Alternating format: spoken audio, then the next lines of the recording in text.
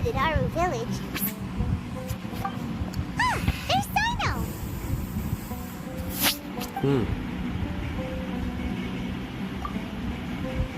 What brings you here? We recovered well, and Tanari agreed to let us leave, so now we're out and about again. It seems Gandharvaville's medical treatment is still as good as ever. And Tanari is recovering well, too. That's good to hear. Yeah, you're the one who brought us to him when we lost consciousness, right? Thanks for that. You're welcome. Tainari has excellent medical skills, and Kale is quite attentive. It was the best place for you. But why are you just standing here like a dead tree? I'm meeting some people. Oh, you mean Candace? I've already talked with Candace and the village chief. They're still at the usual place. You can go there if you'd like to see them. But you know one of the people I'm meeting as well.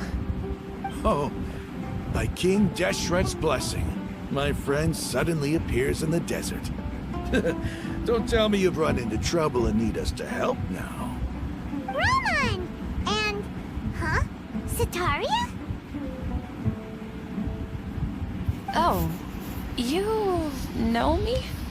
Oh, well, you're pretty famous in the academia.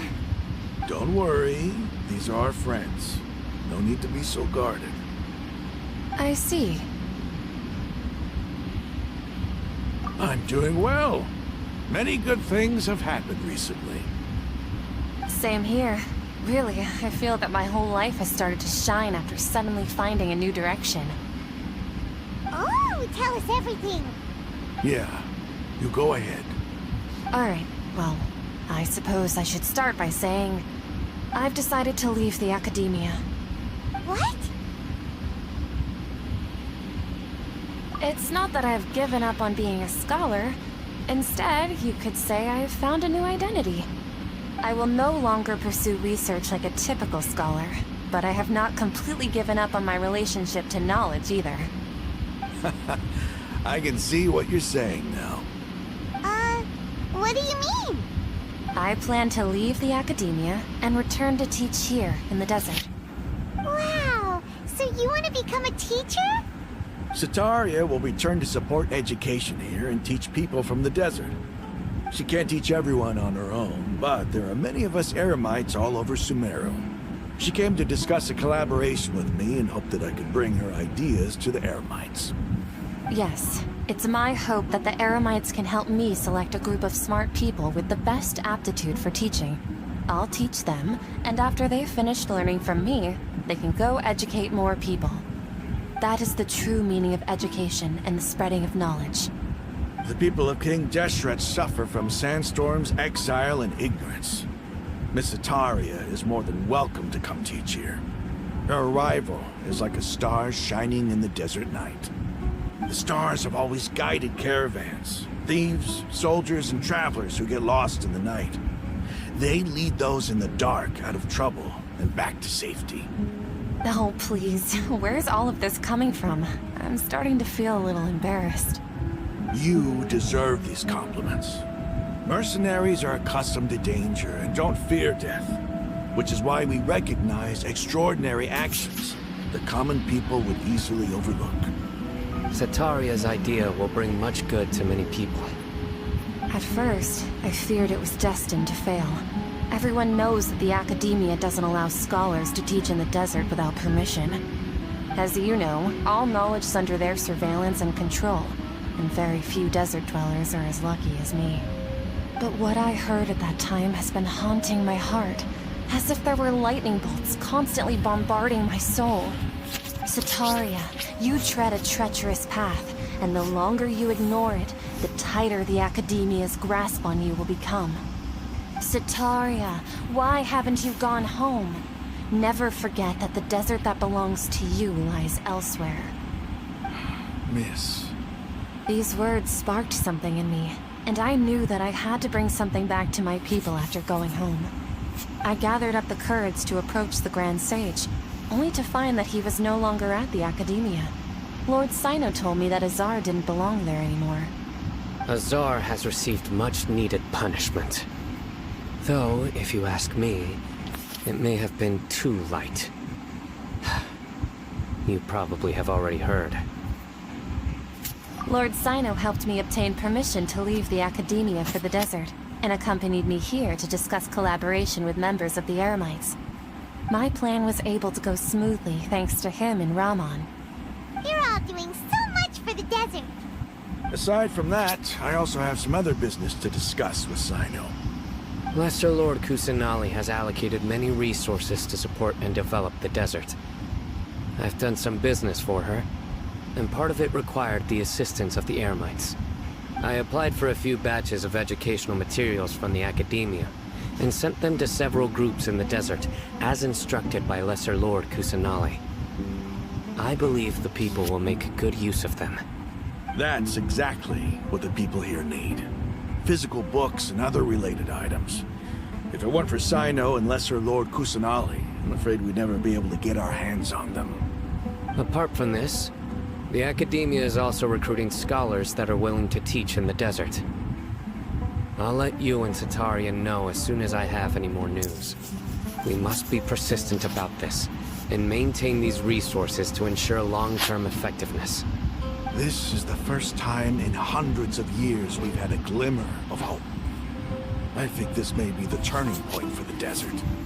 Remember these words. Here lies our faithful priest, Kasala.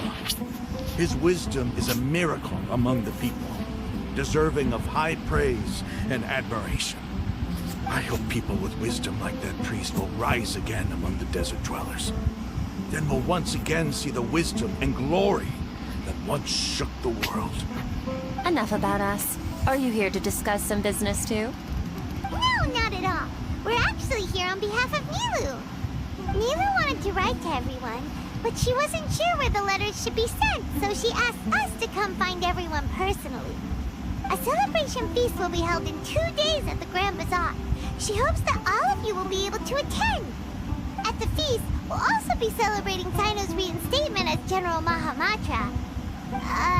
Although, judging from your appearance, it seems you've already been reinstated. Paimon thought you would only start working for the Academia after the feast. Celebration? Feast? It's the first I've heard of it. Tainari was right. She really didn't know. This feast is for you, Sino. Sounds to me like you'll have to be there. It's rare to see that kind of expression from Lord Sino. You must not like feasts very much. No, not really. But I'll go. Well, I still have a lot to handle here. Besides, I need to look after Miss Sataria in the desert, so I'll have to pass. I'm afraid I won't be able to join you. Although, if you'd be so kind, please give a message to Miss Nilu for me. The message is, I'm sorry for how I treated you before, but now I understand the beauty of your dance. It's like a light shining in the sky. You and the art you symbolize are not only beautiful, but also lively and powerful. So much so that it was prohibited. Please keep dancing, and someday, I'll be able to appreciate your art in person. Okay, we've got all that down. Our job here is complete as well. Oh, Sino, remember, party's in 2 days. Make sure you're there. Got it.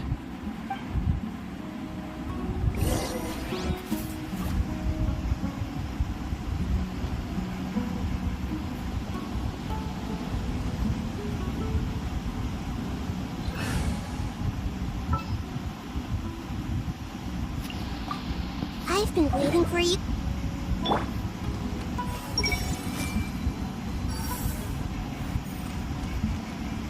Anyway, our preparation has been going smoothly these days. Can such good things really be happening in the desert? It's almost hard to believe. Yes, even if you can't bring yourself to believe it, you should at least believe in those of us who are working hard to make it a reality. Indeed. Take it one step at a time. There is still a long journey before you. What heartwarming words.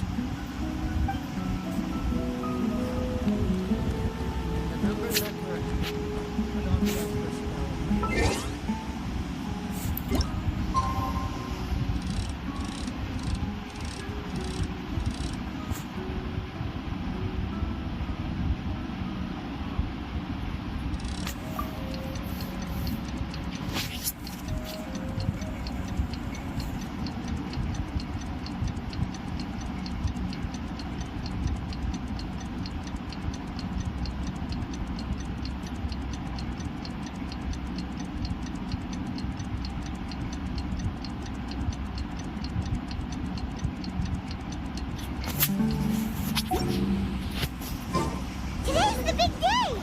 Let's go to the Grand Bazaar and see how the celebration's coming along.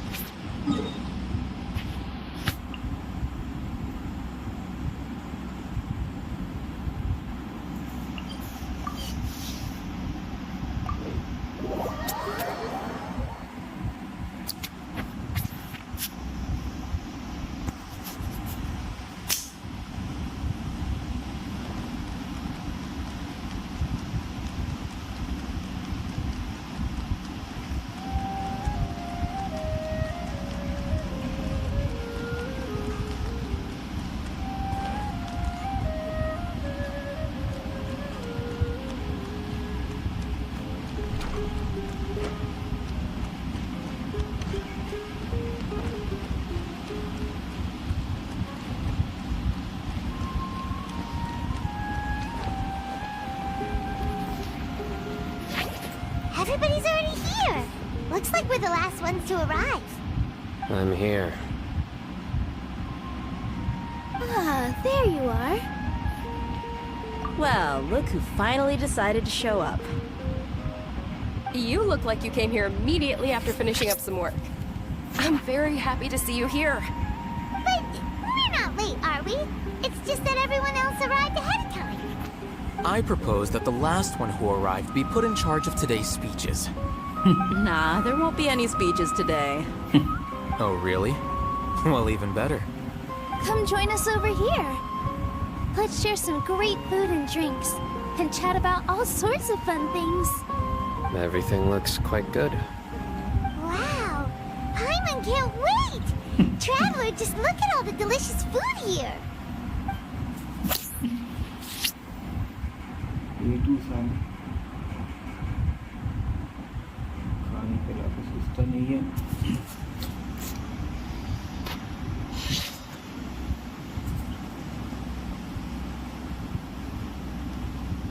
Wow! It's so delicious! Oh, this grilled meat tastes amazing! The food was specially prepared for you by everyone in the Grand Bazaar. And we have gifts that were sent by the residents of Sumeru City when they heard we were holding a feast. Everyone that came said that you saved Sumeru and wanted me to thank you all on their behalf. Ah, feels kinda nice to be seen as a hero. I could get used to this. Being a bodyguard is also a hero's job. You've always been amazing, Mia.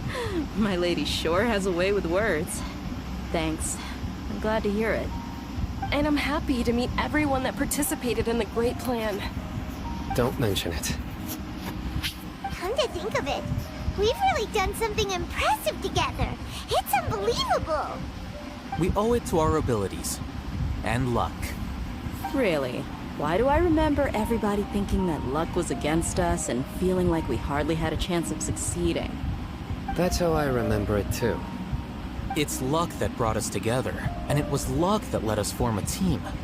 Then, it took even more luck for us to formulate a plan and implement it successfully. Moreover, judging from the results, everything worked out well. Yeah, everyone gave it their all when it mattered most. It was almost like a performance. We took the stage and put on our best show. Everyone played their part. And thanks to everyone's efforts, the performance was a great success. So, would you say we're good actors too? It's such a blessing that Lesser Lord Kusanali was able to return to power at the Academia. Yes, even after being abandoned and neglected so many times, she's finally returned. Lesser Lord Kusanali once used all her power in a great disaster, which resulted in her losing all her wisdom and memories of the past. The Academia basically abandoned her because of it. This should be something everybody should remember. You look surprised. I didn't say anything wrong, did I? No, everything you said is correct. That's good. Something wrong? Yeah, what's with that face? You knew all of this already.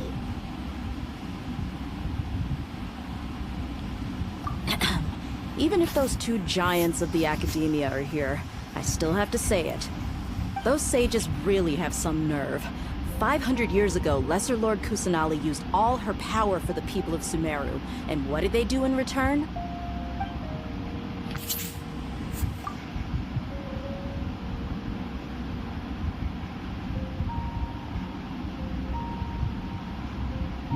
Simply after everyone forgot what history also change. भूल चुका sir.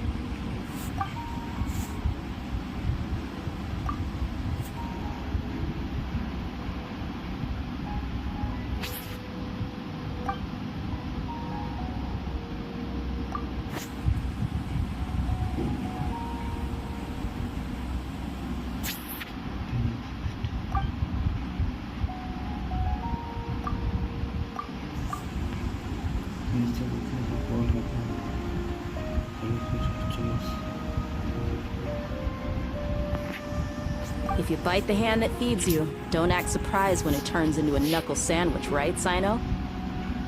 Perhaps I shouldn't say this, but their treatment of Lesser Lord Kusanali calls for a more severe punishment. You could simply tell Lesser Lord Kusanali that you wish to have Azar and his accomplices severely punished. I respect our deity's decision, and won't interfere in any way. While we're on this topic, why didn't you accept the Academia's invitation to become the Grand Sage? Are you trying to say that I'm fit to be a sage?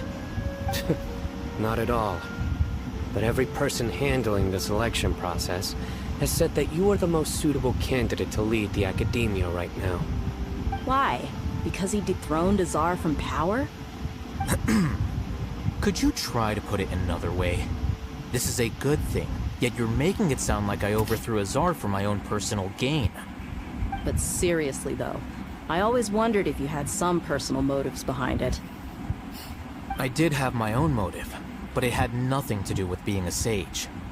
If the rules of our nation were suddenly cast by the wayside, then it wouldn't be long until chaos ensued. I had no intention of letting their dreams disrupt my life. By that, you mean your life working as the Academia's scribe. Precisely.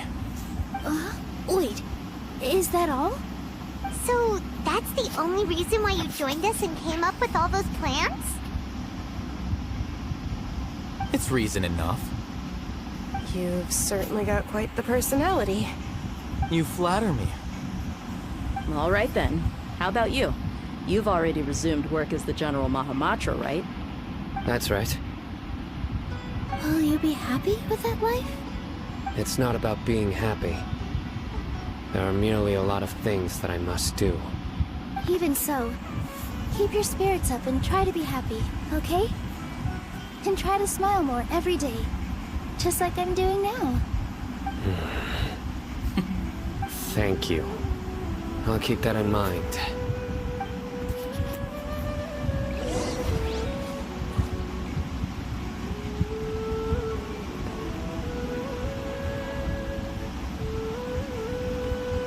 Ah, there you are, traveler. Well, how is it? Are you... That's good. It's the first time I've ever invited so many exceptional people to one place. I was a little nervous myself. You see, every guest here is quite extraordinary. It's unbelievable that we've got everyone together here. Almost like a fairy tale.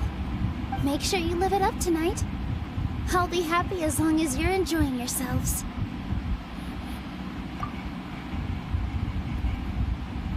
I'm honored to have her think of me this way. If I have a chance in the future, I would really like to invite her to one of my performances. I can't explain why, but I just feel elated right now. Thank you.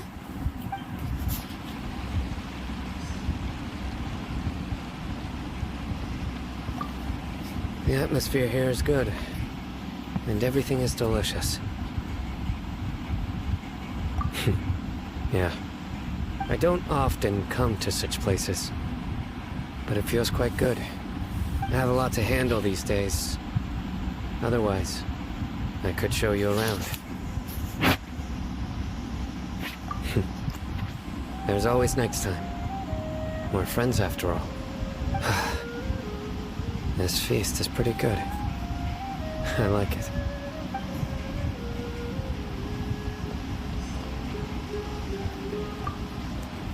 I seldom participate in such lively gatherings, but the atmosphere here is quite good. No. This gathering today has a unique meaning. The Grand Bazaar is lively because the people here feel happiness from the bottom of their hearts, unlike the farces at the Academia. That happiness is an emotion that'll be forever alien to those bookworms who have driven themselves insane by studying. I seem to have taken both keys when I left the house. Oh well.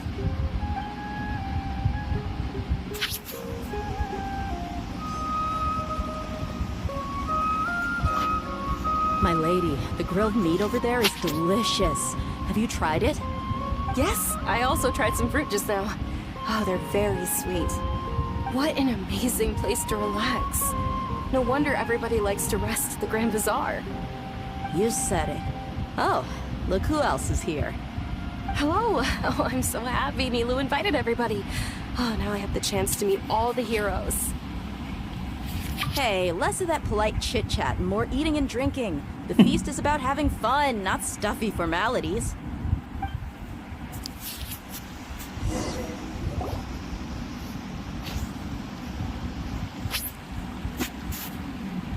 Hey, what's wrong? Your head is starting to droop.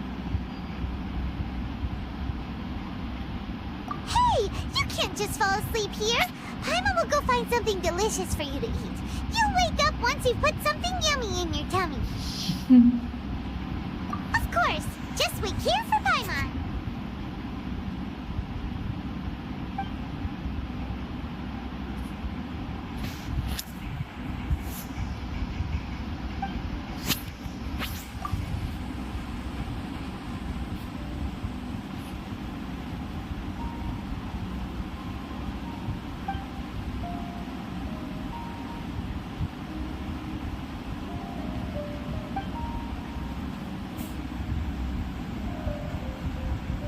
Everything stops.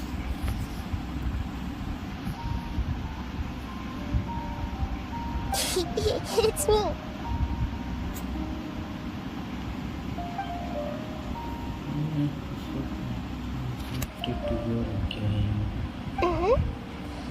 You may blame me for being a bit too self-indulgent. I was thinking about talking with you, and the next thing I knew, I had made a connection with you.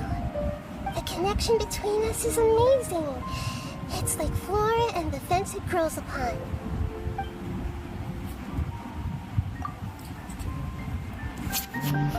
I heard there's an amazing celebration feast today at the Grand Bazaar. I wanted to have a look for myself, so I snuck in. Lately, I've been so busy dealing with all the fallout from recent events, so I really haven't had any free time.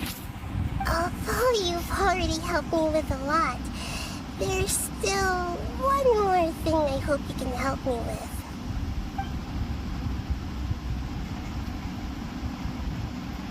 Please say thank you to everyone for me.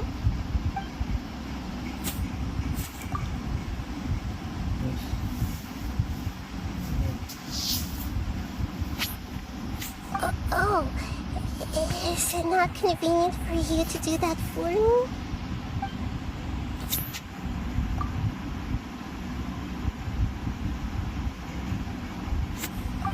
If I just show up all of a sudden, people will become all quiet and stiff, won't they?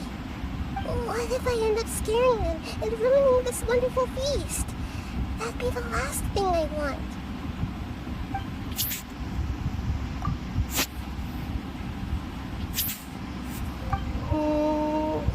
Let me think about it. Okay.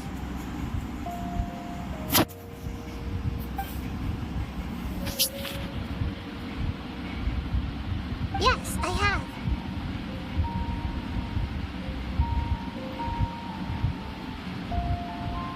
You said I should go thank everyone as myself, right? So, I've decided to borrow your body for the time being. Please don't blame me. The floor also climbs up to the fence to get closer to the sky.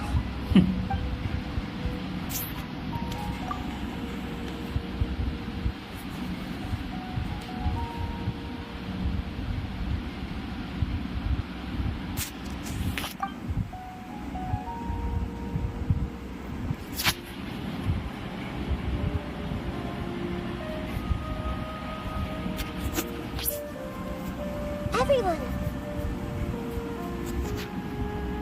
Are you awake now?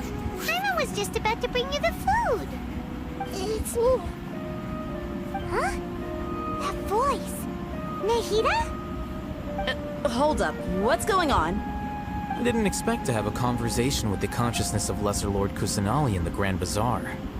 Interesting. Is this also a part of the feast? No, of course not. Are you Lesser Lord Kusanali? Hello, Nilu. You know who I am? Yes, I already know every one of you. Nilu, Alhaitham, Sino, Dia, Paimon, and Dunyarzad.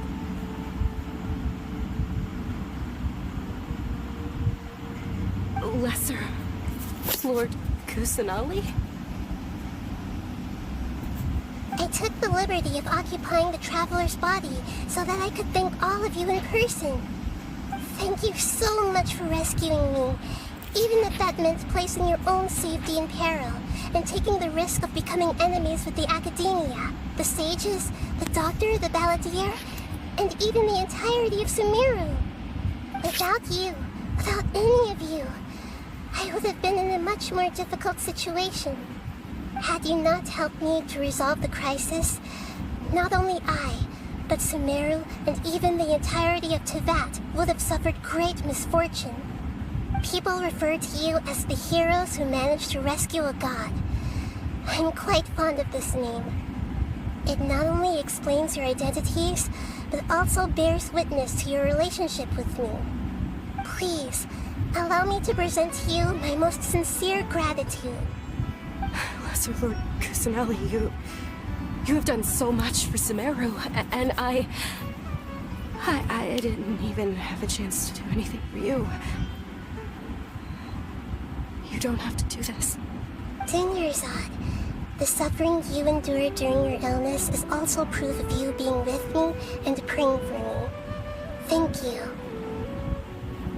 You don't need to be so ceremonious. It's always been my duty to protect you. This is how the relationship between the Academia and Dendro Archon should be. We just did what was necessary and set things back on the right path. You're an Archon, but you act so humble. You really don't need to be so polite with us. I'm honored to have been able to take part in this plan. I hope you liked the dance I dedicated to you. Thank you, all of you. Thank you so much.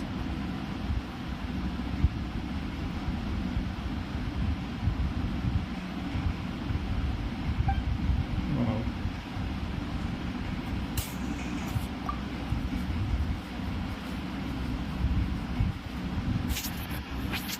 Yeah.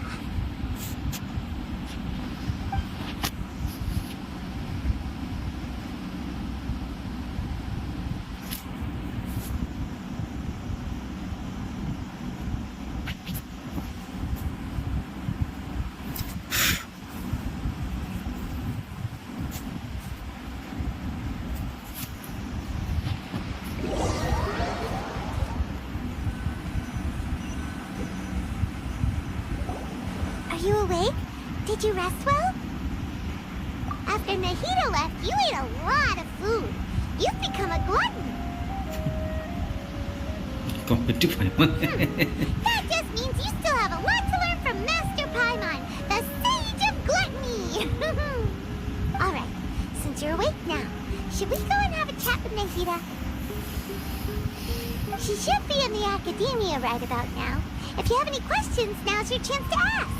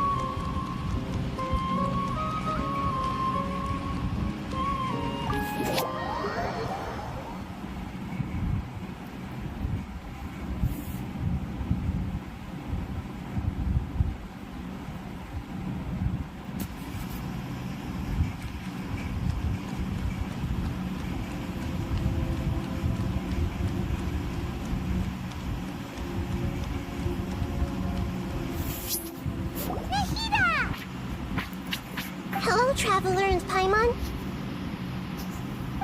What a fantastic night. I'm still immersed in all the happiness and joy, like a candle floating on water. So are we, and that's why we're here to talk with you. Is there anything you want to know?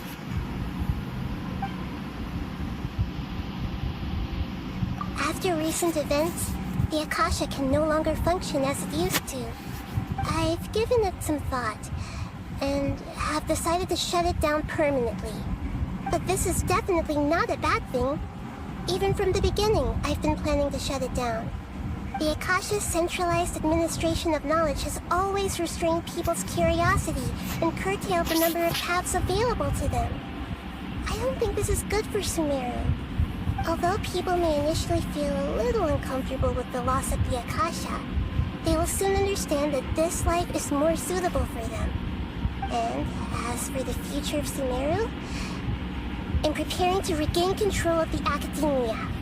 The former sages have received their punishment, but the new sages have yet to be selected. I will oversee the process personally. I hope that the new 6 great sages will be more focused on academics. Sumeru needs such leaders more than ever. The other big issue is the people of King Deshret. All the residents of the desert, in fact. They have been mistreated for far too long.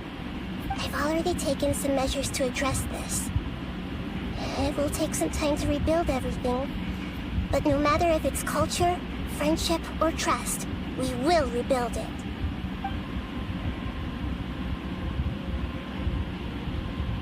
You mean, what happened after the doctor put you to sleep? Not exactly. The top-ranked Fatui Harbingers, up to number 3, possess power comparable to that of gods. I was no match for him in that kind of situation. However, in spite of the bad situation, I still managed to make a fair deal with the doctor. I'm sure you remember the entity that changed your fate, the Heavenly Principles. In fact, the Heavenly Principles has been quiet since the Conria disaster 500 years ago. I used this point as leverage against the doctor. I told him that the Heavenly Principles may be awakened if I destroy the Gnosis. Although it's just a bluff, he still fell for it. I assumed that the Heavenly Principles wouldn't just stand by and let such extensive damage to its laws take place. And as for what I exchanged for the Gnosis, the exchange served as both punishment for the doctor, as well as a boon of new knowledge that I couldn't refuse as the God of Wisdom.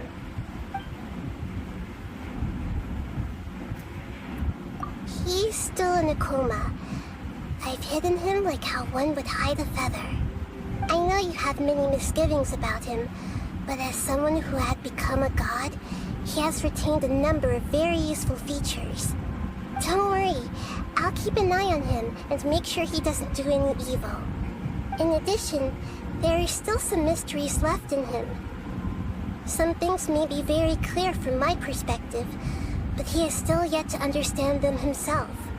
His future will be determined by fate.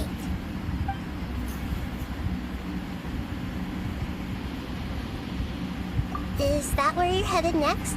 Fontaine, the Nation of Justice? As far as I know, that nation operates in a judicial system. Does their Archon personally judge people? No, there's a Chief Justice in Fontaine. Generally speaking, the Hydra Archon, Focalor, will preside over individual trials. However, even then, Focalor will still make herself present at just about every trial. It seems that she just likes to immerse herself in that sort of atmosphere. As Archon, she still reserves the right to influence the final verdict. Anyway, let's just say she's got, a very unique personality.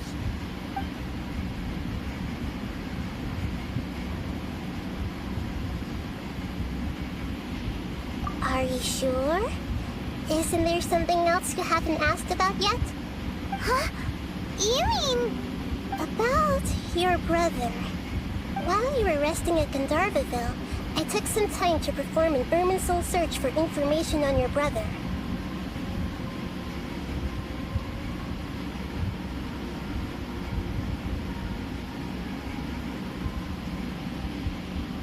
Yeah! Isn't Irminsul a repository for all the information and memories of Teyvat? So there shouldn't be anything on her or her brother. This is true in your case. Irminsul indeed does not have any information on you. However, there must be something different about your brother. Because, as it turns out, the world has recorded information on him after all. What? There's only one possible explanation. He belongs to this world.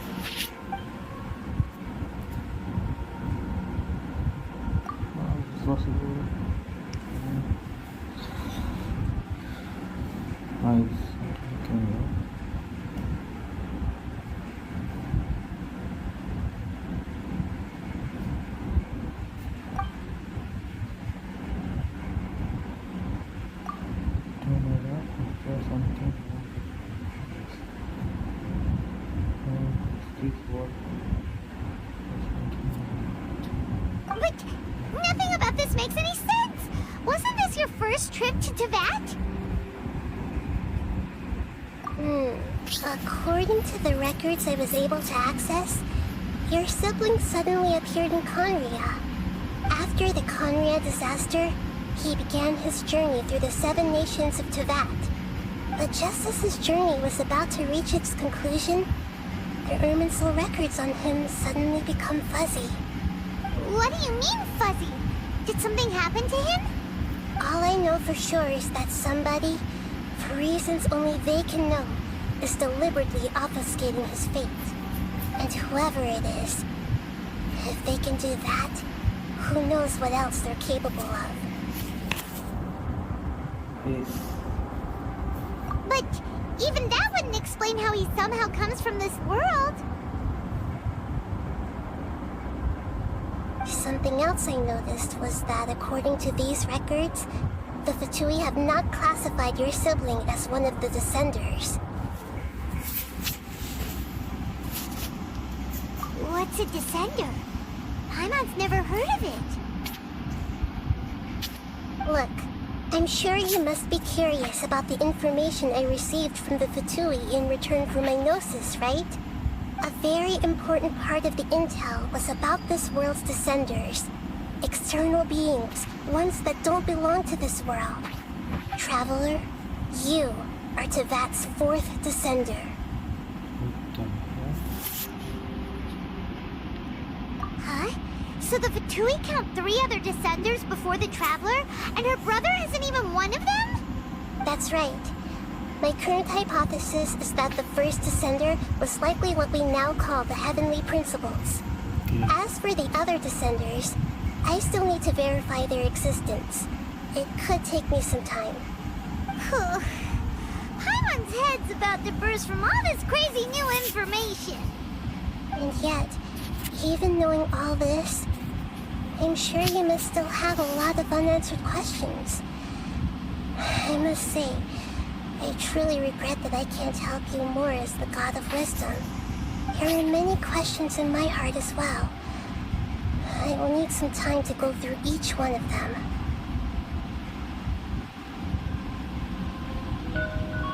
And soon, you'll also begin your journey anew and depart from Sumeru. I'm very interested in your future. It's a journey that can't be observed or recorded by this world. If fate is the ultimate knowledge, then your future will be the ultimate fate.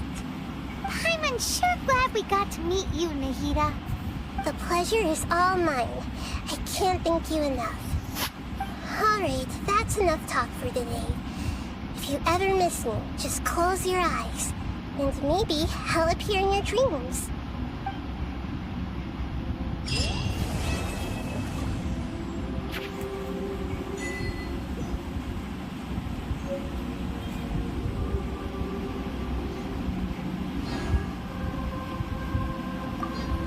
Is there anything you want to know?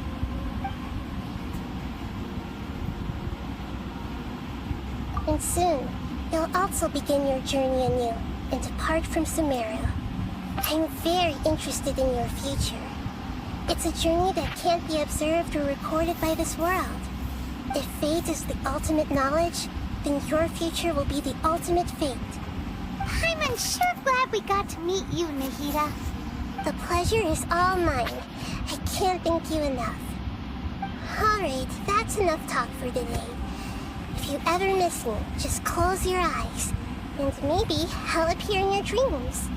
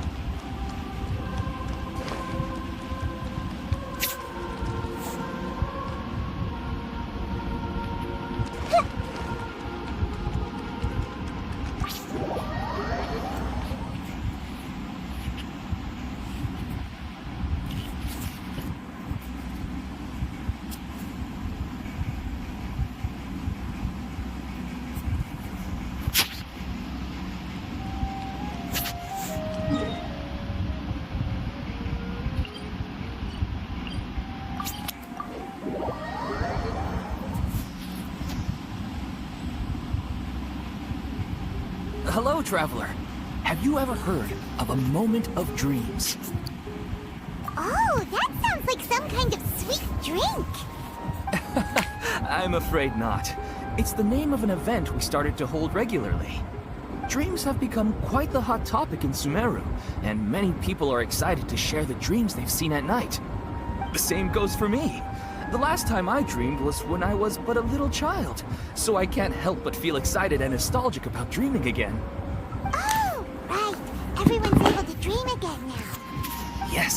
we organized an event to give everyone with new dreams a platform to freely share their experiences.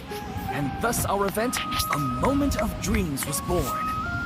So, it's kinda like a fireside chat. You could say that. We hear all sorts of wild and fabulous stories every day. Really, why not have a listen for yourselves? Yeah, but to us, dreaming is as normal as breathing. Wait, but if there are free drinks and snacks involved, then Paimon might consider it. Oh, really? So you mean you've already seen many dreams? Mm-hmm. But no need to get so excited. It's really nothing special. No. We need experienced participants like you to share your experiences with dreaming. Please allow me to address you two as dream experts. Oh, expert? Paimon kinda likes it. Now you seem interested. Please, follow me to the meeting place. It won't take much of your time. Rest assured, you'll find all the drinks and snacks you'd like there. Wow, how accommodating. Sign us up. But wait, Paimon's getting ahead of herself again. We should see what the traveler thinks first. Why aren't you saying anything?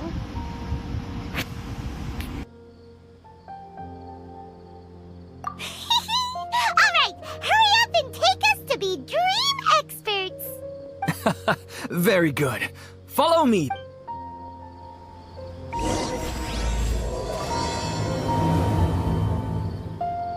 Do you know what's the most important part of being an expert? Well, I suppose it must be accumulating knowledge and sharing your experiences? Nope! It's all about the title! From now on, Paimon will be known as Paimon, the Dream Expert! Oh, okay.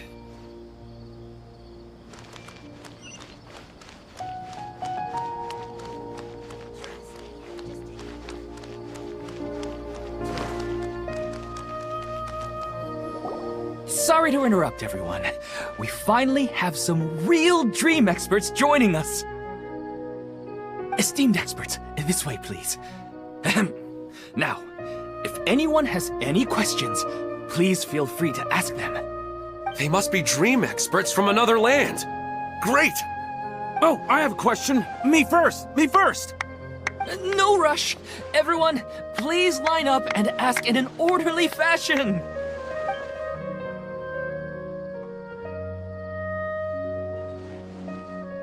Whoa, Paimon didn't expect them to be so enthusiastic. My question is simple. My everyday life is very difficult, so I would like to become a slime in my dreams. How can I do that?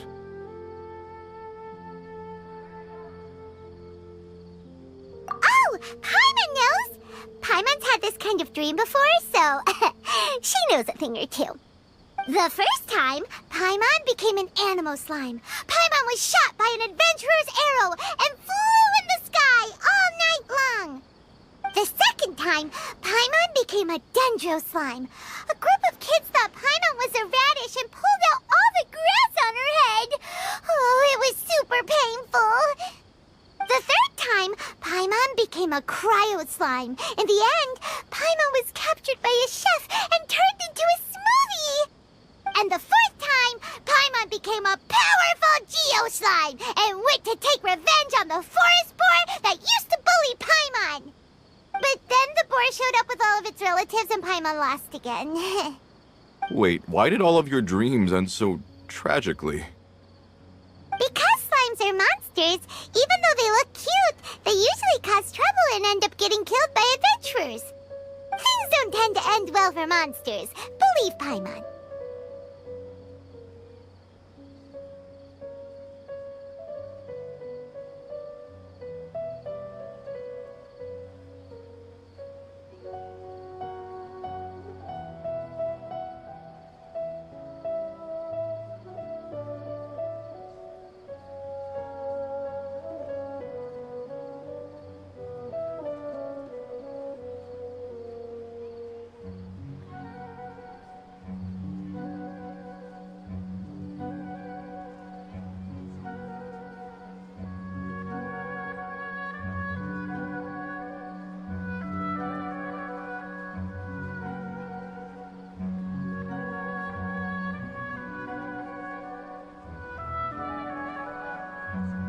I suppose you're right.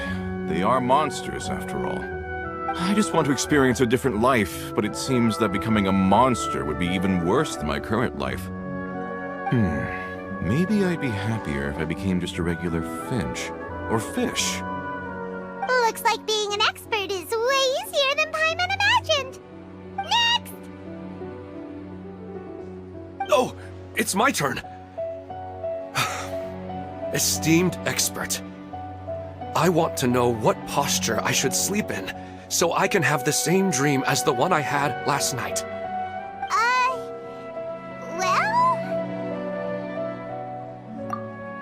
Hey, you're supposed to be helping.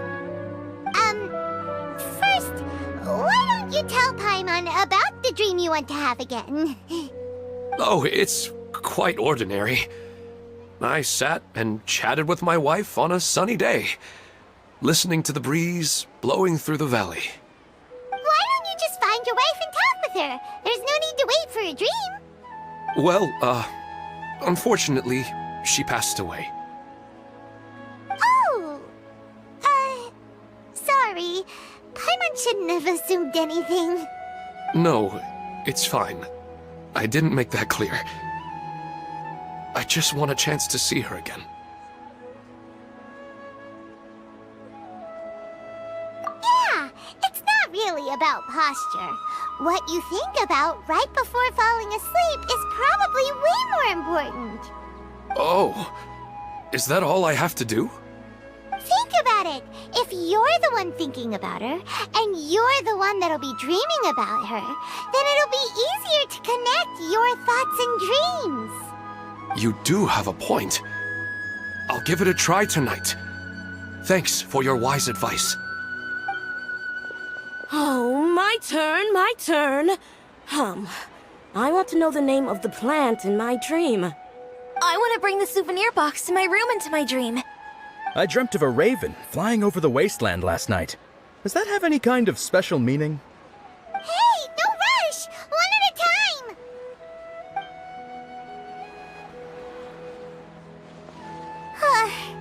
Their questions were way too difficult. We don't actually know anything more than they do. We're just more experienced dreamers, that's all. You do have a point. It's more rewarding to explore and contemplate the meaning of a question than to focus on the answer itself. Right now, these people are like wanderers who've starved for 3 days and 3 nights and are desperate to replenish their energy. Any explanation they get now is like pure sustenance to them, no matter how good the explanation really is. Oh, and now that Paimon has said that, you know who comes to mind? Bingo! If she was here, she'd probably be making some similar analogy. Unfortunately, she's super busy right now and may not have time for gatherings like this. Dear experts, we have another guest who would like to consult you. But you saw how we answered all the questions just now. We're not really all that knowledgeable. Ah, but this guest is rather special.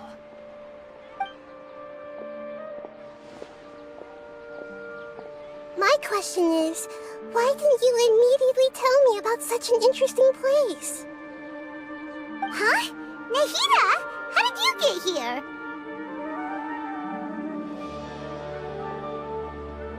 Interesting events like a moment of dreams don't happen every day after all. No matter how busy things are, I'd still set aside some time to check it out. Anyway, I really didn't expect to meet you here. Oh, right! If there's anyone that understands dreams, it's you! You should be able to help us answer all these questions. You're not wrong. Alright, you can ask me anything. The more interesting, the better.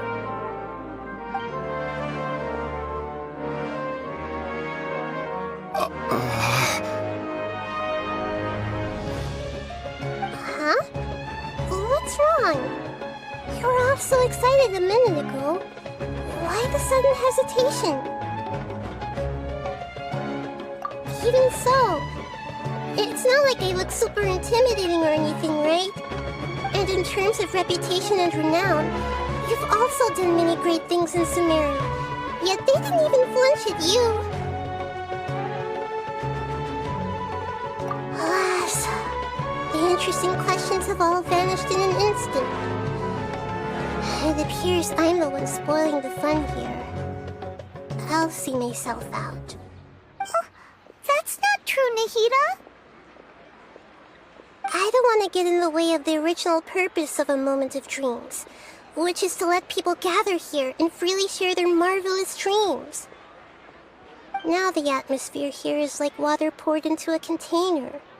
The water is more secure and settled, but it has lost its free-flowing nature from the river. I just want it to be another drop in the water, not the cold and restrictive container. She's sulking. Hey! It's alright, everyone! No need to be shy. The Dendro Archon is really nice, so please just go ahead and ask. Otherwise, she'll leave. All right. I'll give it a try. Oh, it's the slime guy. Hey, drop the nicknames, would you? Besides, I don't want to become a slime anymore. Maybe a finch or fish is more suitable for me. I see. So you want to become a small animal in your dreams, right? Why do you think that sounds good to you? I guess I just want to experience something different. My everyday life is nothing but the same. The sky is right above me and the ocean just over the horizon, yet I remain caged in a life of monotony. So you want to experience something new in your dreams? Sorry. I'm getting a little confused. Why don't you seek out some new experiences in real life? Because if I don't work, I won't have any mora. Sure, I don't want to be out hammering nails and cutting wood every day, but I have aging parents and young children to take care of. By the time this all dawned on me, I realized that my life has already been filled to the brim by trifling matters, and I have no more freedom. But if that's the case, then even if you became a flying bird or swimming fish, you will still be hammering nails and cutting wood in your dreams. The reason is you've already been caged. It doesn't matter what your physical body turns into. Your mind will still be stuck in the same predicament. Really? That sounds pretty terrible. Then what should I do? I don't know everything that you're going through, but how about replacing your hammer? Huh? Replacing my hammer? That's right. Having worked for such a long time, you of all people must know what makes a good hammer. Well, of course. A good hammer needs to be heavy enough to drive the nail in with just a couple taps, and the handle has to have a good grip to it, not too smooth. Come to think of it, I haven't replaced my current hammer in quite some time. You should replace it. Then decorate the handle with something you like. Maybe some ornaments, fur, or hard leather wrapping. Then write the names of your children on it. That makes sense. I think it'd give me a good boost of energy at work. A new sense of adventure often begins with the little things in life.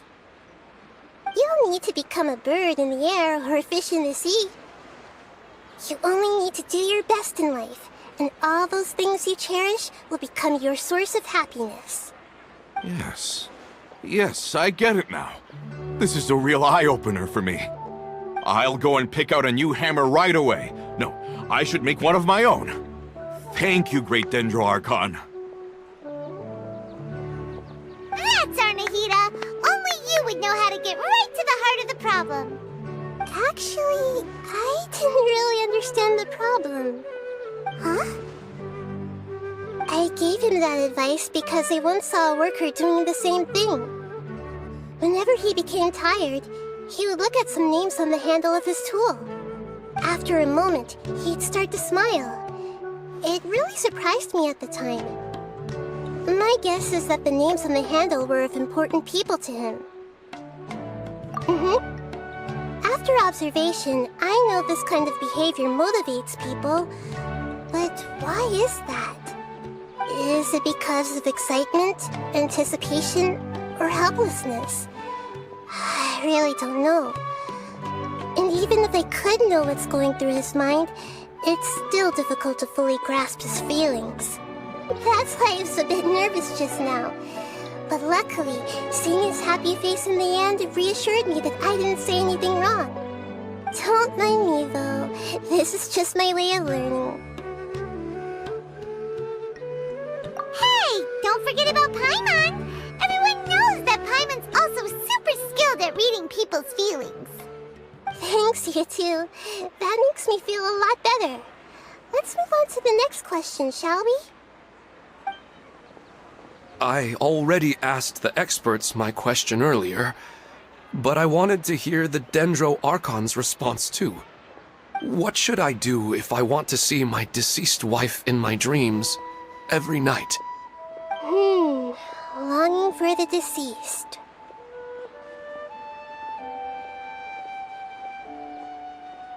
Even if you keep reliving those beautiful memories, it'll only highlight the emptiness in your real life. If your wife were still alive, she certainly wouldn't want to see you like this, would she? No, I suppose not. But our time together in my dreams is not just reliving our past together. I don't know.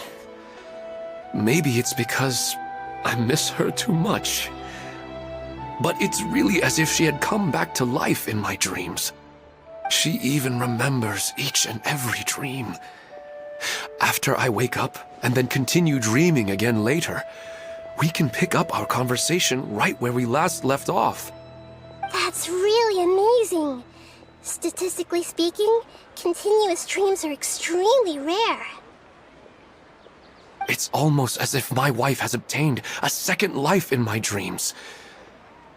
But the more vivid she appears, the emptier I feel and the more painful it is when I wake up. I don't know whether to call it a blessing or a curse. Maybe all of this is rooted in your deep longing for her. Were there any unresolved matters or regrets between the two of you? I don't know.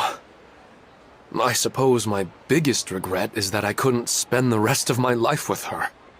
I really felt like I was ready to move on. I wouldn't be so hesitant now if it weren't for these hyper-realistic dreams I've been having. Huh. You know, they say that whatever's on your mind is what goes into your dreams. But dreams are and will forever be just dreams. We are people living in the real world. It's not good to be overly obsessed with dreams. All it'll do is fill up your mind and eat away at your thoughts. Yes, I know. That's why I'm also a little disappointed in myself. I still need to take care of our child. And it's probably not good to let her see me in such a state. Anyway, thanks for your advice, Great Dendro Archon.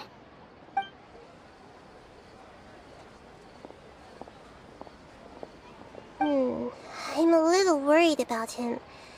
I hope he can find a way to cheer up soon. I think I can handle things from here. You don't need to stay here if you find it boring. You're here to have a good time after all.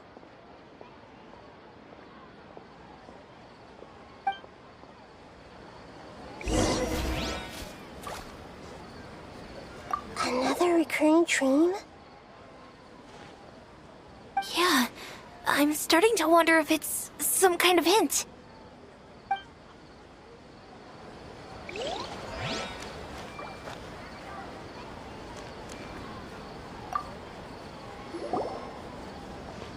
Are you feeling any better now? Yes. I think the Dendro Archon made a really good point. I need to stop dwelling on my wife like this and move on with my life. Now that I think about it, my wife and I always meet at a familiar place in my dreams. I know where that place exists in reality, but it's a bit far and dangerous.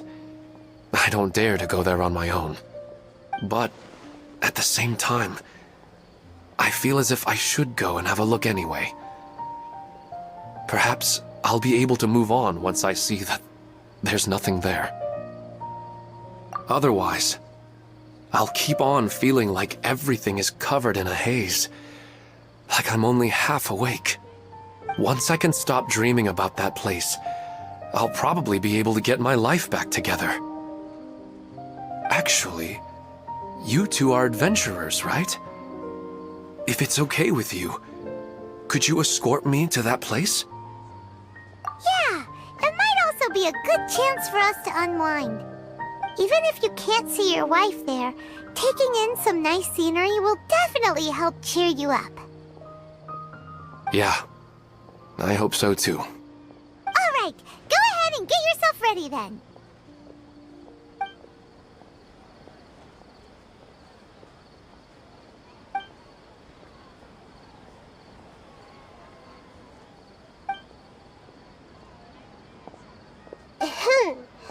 Are you headed off to some interesting place without telling me again? Huh? Wait, aren't you supposed to be answering questions? I just finished, and I really got a lot out of it. So many interesting and novel thoughts. Anyway, it looks like you're going somewhere. Why don't you take me with you? Oh, there's no need to trouble you, Great Dendro Archon. I imagine you must have many other important things to deal with. No need to stand on ceremony. Besides, I wouldn't have asked to come along if I didn't have a good reason. I wanted to use this opportunity to discuss with you some things that are puzzling me right now. Huh. I didn't know the Great Dendro Archon could become puzzled too. I'm not all that different from you, you know. Alright, let's go. We can talk on the way.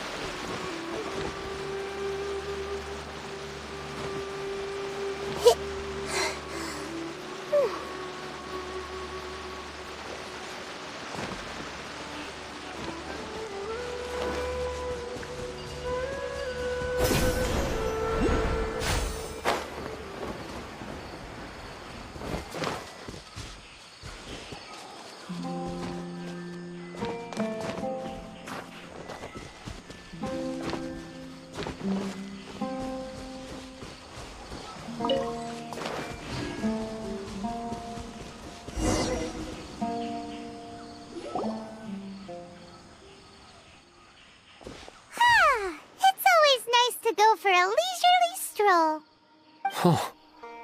Do adventurers often go to places like this? Huh. I guess so. So, this is where you always meet your wife in your dreams? Yes, for the most part. Our place is on the summit, just up ahead. When I saw her in my dreams, we didn't do anything but talk about ordinary, mundane topics. I'd tell her about our daughter, Haidar, and she always listened intently. She would also reminisce about the past with me, telling me interesting stories and cracking jokes. It feels like no matter how long we may chat, it's never enough. Sometimes, it's the little things in life that matter the most. This is the part I'm a little puzzled about. I am very familiar with dreams, and normally, they lack logic and continuity. But you said she could remember what you had told her before, right? That's right. She always listened to me carefully in real life, and now, she's doing the same in my dreams.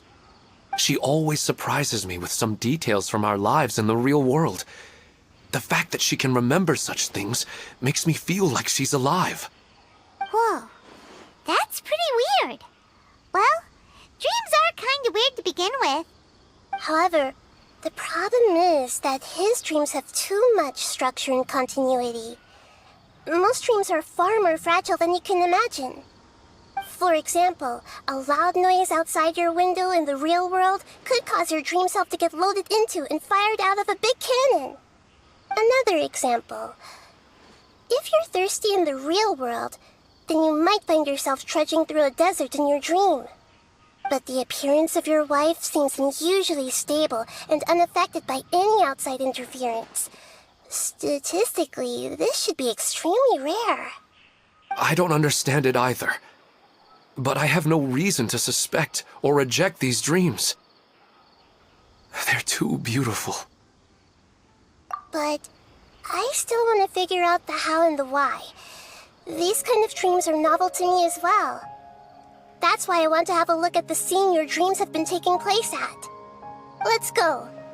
Just think of it as a nice little hike to the top of the mountain.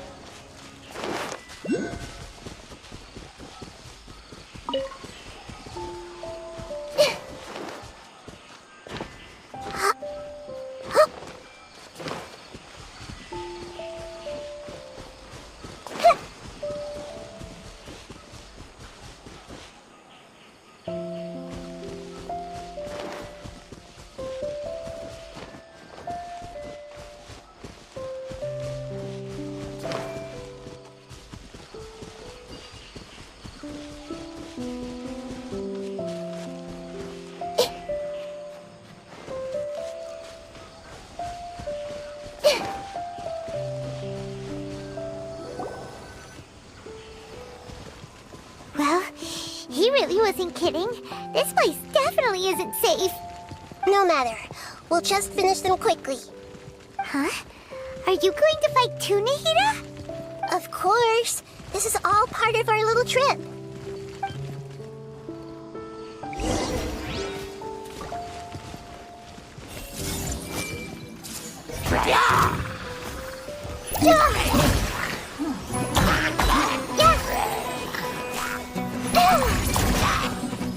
Everyone hold hands!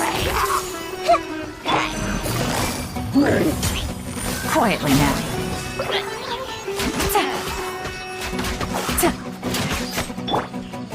Hey!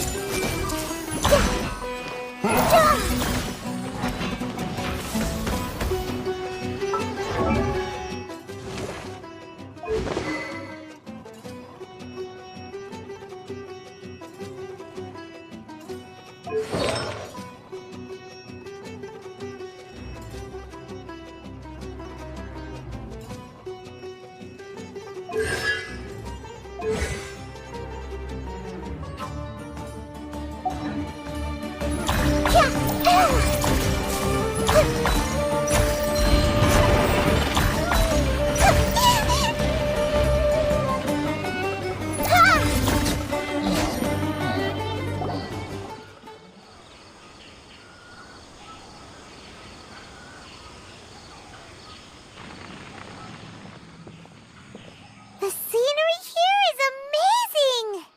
It also seems like a great spot for eating snacks and taking a nap. Paimon wouldn't mind spending some time here every day either. I've yet to see anything strange about this place. I do not plan to deny the power of longing. Such an intense but unquantifiable emotion could indeed have the power to organize dreams. His wife must be a really amazing person. Huh? Wait, where'd he go? Oh, so you are waiting for me here? Well, guess what? I've brought someone amazing with me today. When the Dendro Archon said she wanted to come with me, I could hardly believe it. I'll bring Haidar once I'm more familiar with the way here. She's been telling me that she really misses you. Huh? What's wrong with him? There's nobody there. Wait, Minar. Don't go that way. It's dangerous. Uh-oh, he's gonna fall! Catch him!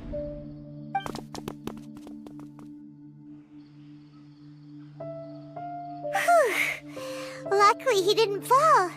But all that rambling about? He also looks like he's passed out. He's in the dream now. What he said just now matches almost perfectly with the dreams he's described to us earlier. Oh, so he fell asleep and started to have the same dream? I find it a little strange as well, but we mustn't awaken someone while they're sleepwalking. All we can do is sit here and wait.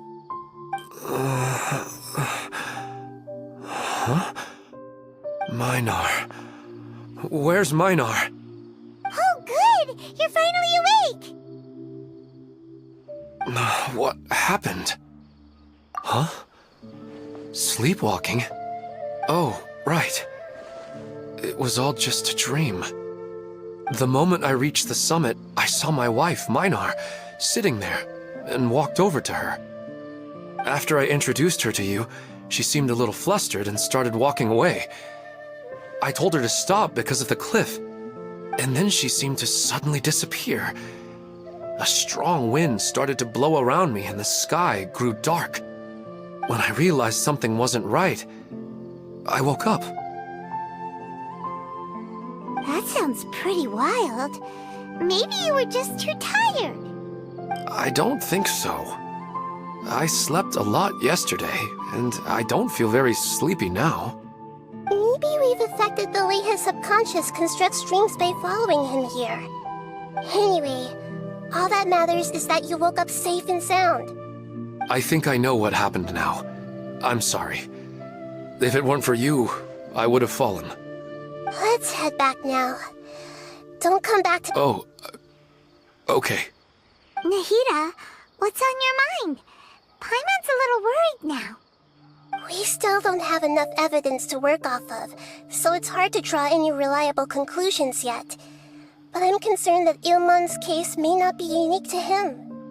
Oh, right!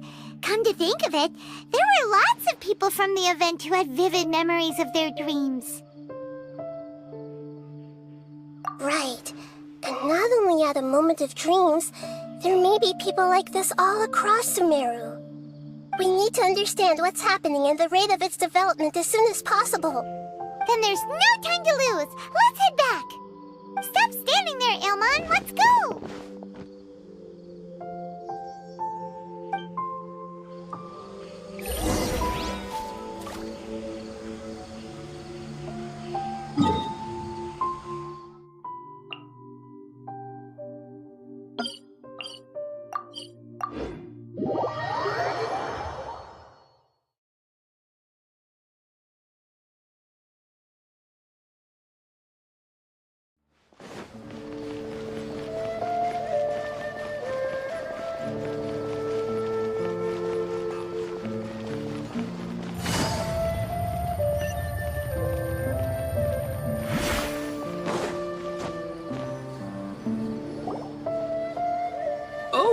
You're back already.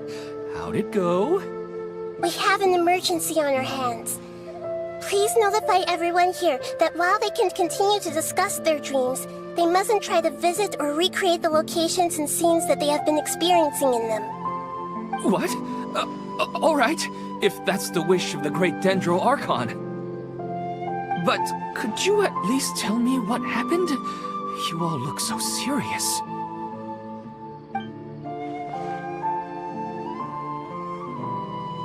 I see. I never knew even a dream could be so dangerous. Don't worry. I'll be sure to notify all the event participants and inform the other staff members about what has happened. Using the event registration list, I should be able to contact more people that were interested in dreams and warn them about the situation. Thank you. That would be very helpful. Let me confirm if all of today's participants are still here. Atta has already left. It seemed that he was on his way to make a hammer, so that shouldn't be a problem. Oh, wait a second. Where's Katya? Has anyone seen Katya? Has she already left? Oh, I think she already left. She said there was somewhere she wanted to go. Oh no.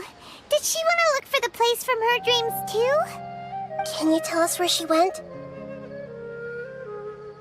Yes, she did briefly mention it. Somewhere near Chatrakam Cave. Alright, thank you. We'll go look for her. Please help us tell the others not to do anything reckless. Sure thing. Who would have known things would have turned out like this?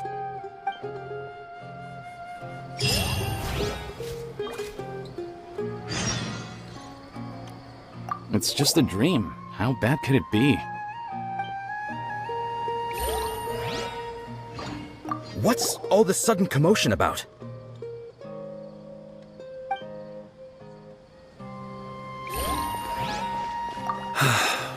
Hi, Dar.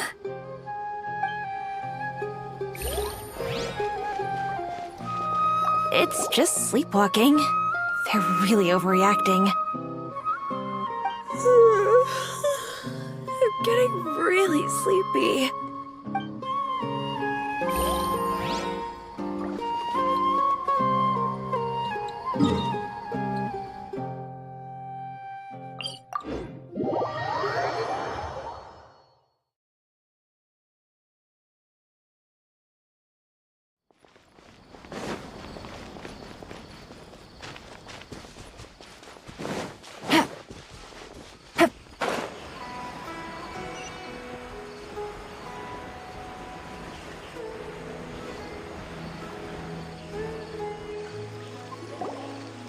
Look! She's sitting over there! And surrounded by monsters! Come on, let's rescue her!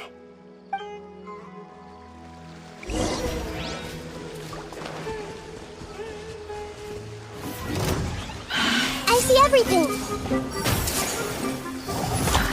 Whoa!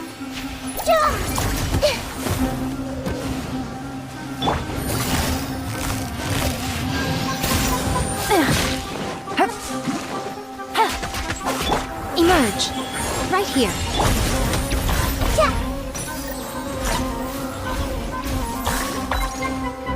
Everyone hold hands!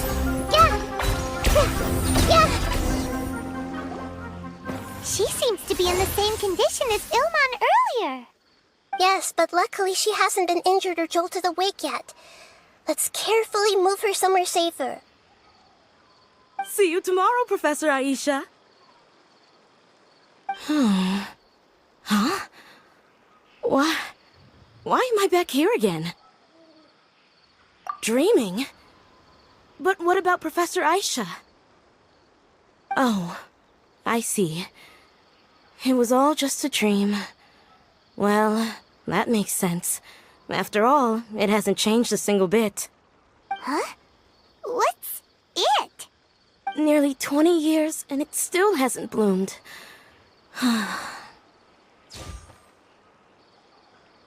Does it have something to do with your dream? Please, tell us what you mean. Sorry. I'm still feeling a little groggy. Please give me a moment here. Alright, where to start? Right, this plant. So, Professor Aisha gave me this plant just before she left. She was a good friend of my parents, and my first real tutor. She was also an outstanding Amorta researcher. In addition to her extraordinary academic talents, she was also skilled in combat, and would accept lots of work from the Adventurers Guild.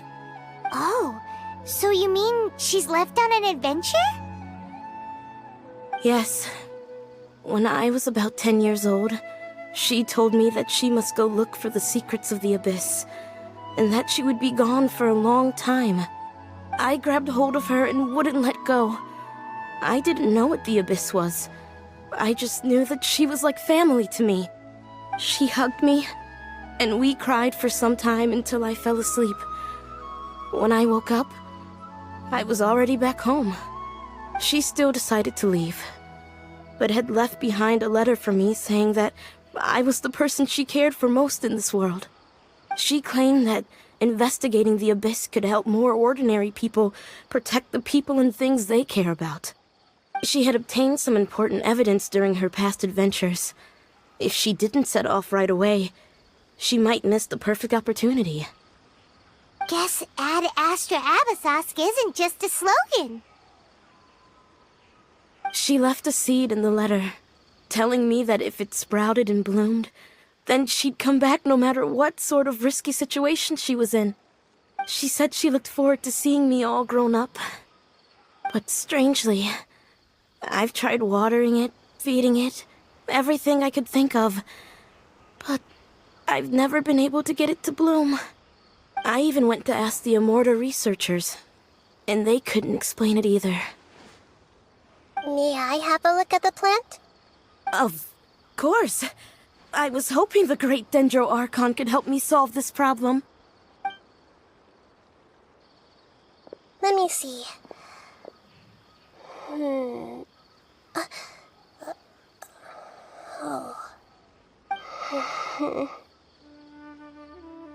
Huh? We've never seen that look on Nahida's face before.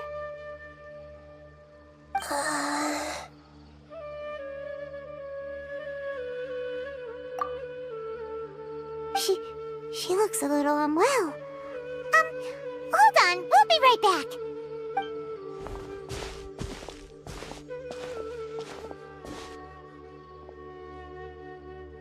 What's wrong, Nahida? You can't tell what's wrong with the plant either? No, I immediately understood what's happening with that plant. I'm just not sure if I should say it. This plant is not known to the academic world. It's a new species that our teacher managed to cultivate by some special means. Judging by its features, I can tell from the moment it sprouted it'll never be able to bloom. It can't be. It means that this Professor Aisha she keeps mentioning might have foreseen the danger and was prepared to never return. From my experience observing people, she would undoubtedly regard this as a brutal revelation. When forced to confront such brutal truths, people may break down into tears, talk nonsense, or lose their tempers. I know she has to face the truth, but at the same time, I don't want to hurt her. Tell me, what should I do? Yeah, that's a tricky one. Seems like you've already got a good idea of the feelings she might experience. But wouldn't that mean I'm just pushing it all on you? What if she just gets angry at you instead? It's alright. There are all kinds of people, and the examples you observed are just the most extreme cases. Okay. Thank you. Let's go back and tell her.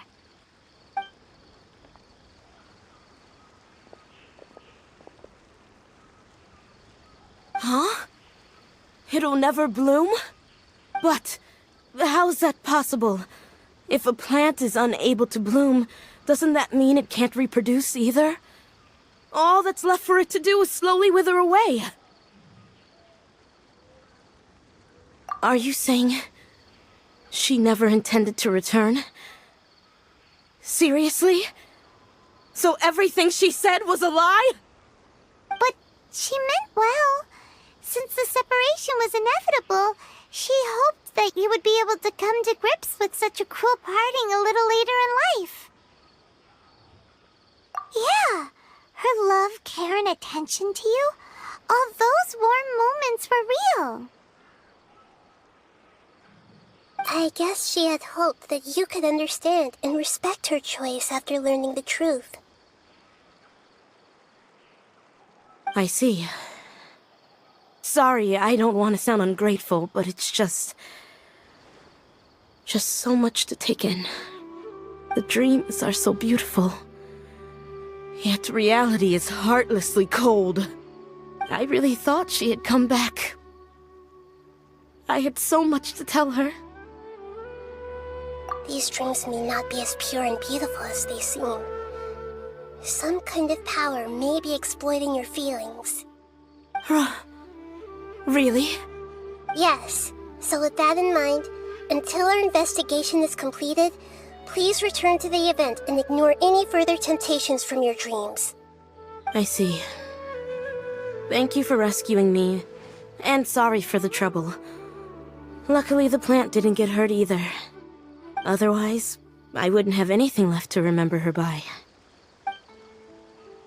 Thanks, Traveler and Paimon. She seems to have finally accepted the truth, but I think she'll still need a long time to come to terms with her feelings. I saw her waver the moment you mentioned love. It was almost like a gentle rain, arriving just in time to put out a fire that was about to spread. It's because people have something called empathy. Empathy? I see. This is valuable knowledge indeed.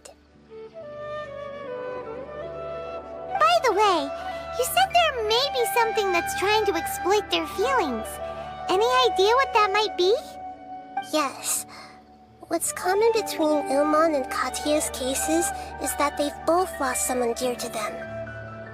And now, they get to meet the people they cherish in their dreams again, and the people feel more real than anything a regular dream could hope to create. Instead of interpreting it as a result of their longing, I have to consider a more antagonistic explanation.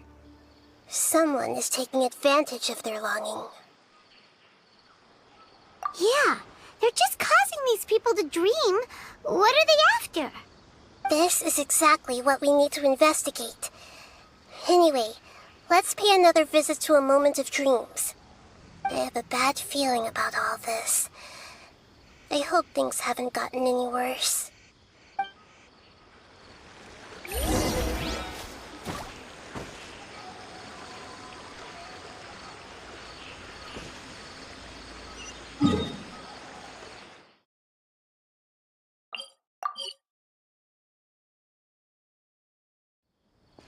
Take it easy.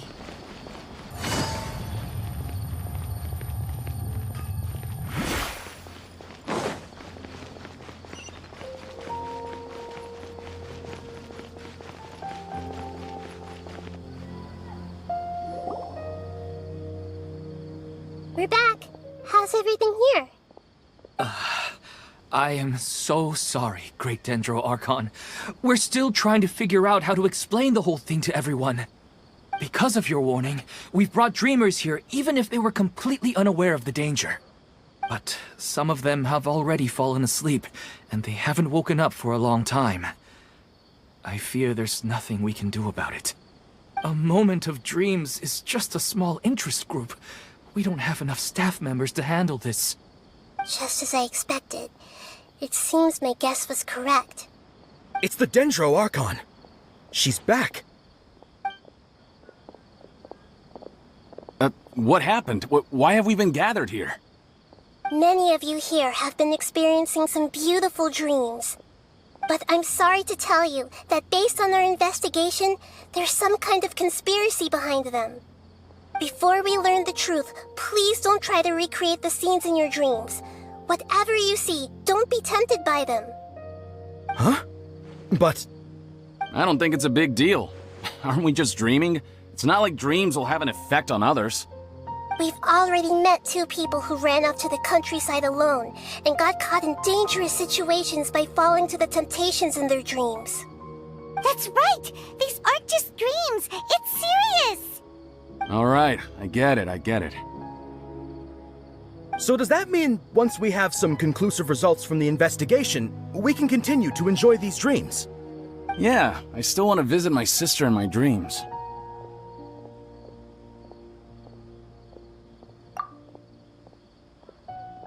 I'm sorry if what I'm about to say sounds a little offensive, Great Dendro Archon, but we had a discussion with the folks who just arrived here. In all of our dreams, we were able to reunite with people who were very close to us. They all seemed as if they were alive again, which makes us reluctant to wake up. Yes, that's also what we've observed in our investigation. So if the results of this investigation would mean an end to those dreams, that'd be quite cruel to us. All of us understand the danger, but perhaps you can't quite understand just how much those people mean to us. I don't think everyone will be on board with the plan to abandon these dreams for good. Before the conclusion of the investigation, they'll at least want to meet the people in their dreams one last time and say goodbye. We've never had such a difficult situation before. It appears that not many people are willing to cooperate. So they still want to return to their dreams despite knowing the danger? That's right. Compared with these sweet and beautiful dreams, our warnings of danger are dull and emotionless. It looks like the situation will inevitably spiral out of control. The more time we waste, the more people will ignore our warnings and return to their alluring dreams. So, what should we do? Seems we have to go into a dream and find out the truth for ourselves. Pedrush, is there anyone here who's experiencing a marvelous dream right now? Let me think. Yes, this way. Good. Please take us there. This lady refused to heed our warnings and fell asleep here a little earlier.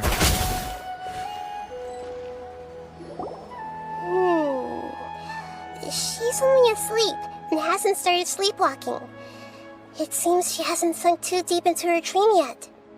Do we also need to fall asleep if we want to go into her dream? Don't worry about that. I'm Lesser Lord Kusanali after all. Now, don't be nervous. Just close your eyes. Imagine yourselves as waves gradually rolling onto the beach. You slowly wash over the shore and sink into the sand.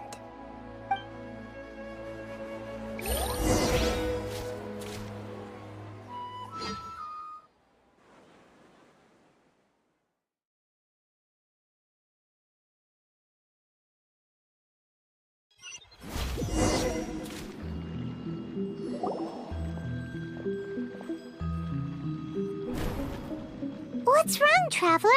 You look a little disoriented. Oh, okay. Just remember that Paimon is always here for you. Anyway, seems like we've made it into the dream. I thought we would arrive at some familiar scene, but we seem to have landed in a completely unfamiliar place. Whoa! So many giant plants! Even in the sky! Amazing. Theoretically, we should have gone straight into Debbie's dream. Things do seem to have gone a bit sideways here. Anyway, let's see if we can find any leads.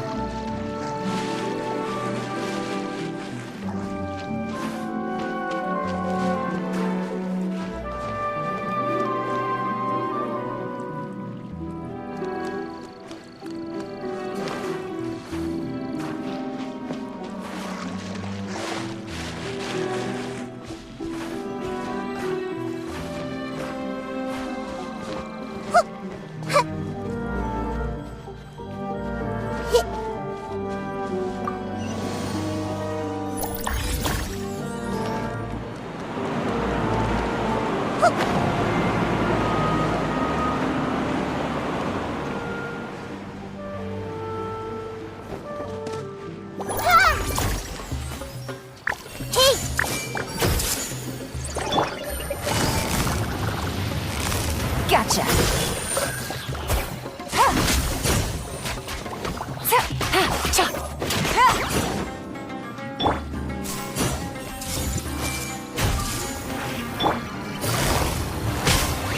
Busted.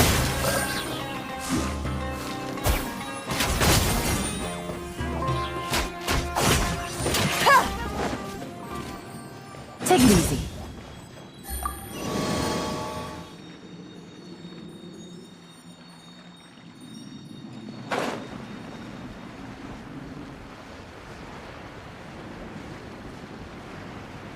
Huh? A door? Wonder where it could lead. Well, it's not like we have any other way to go now. Let's go in and have a look.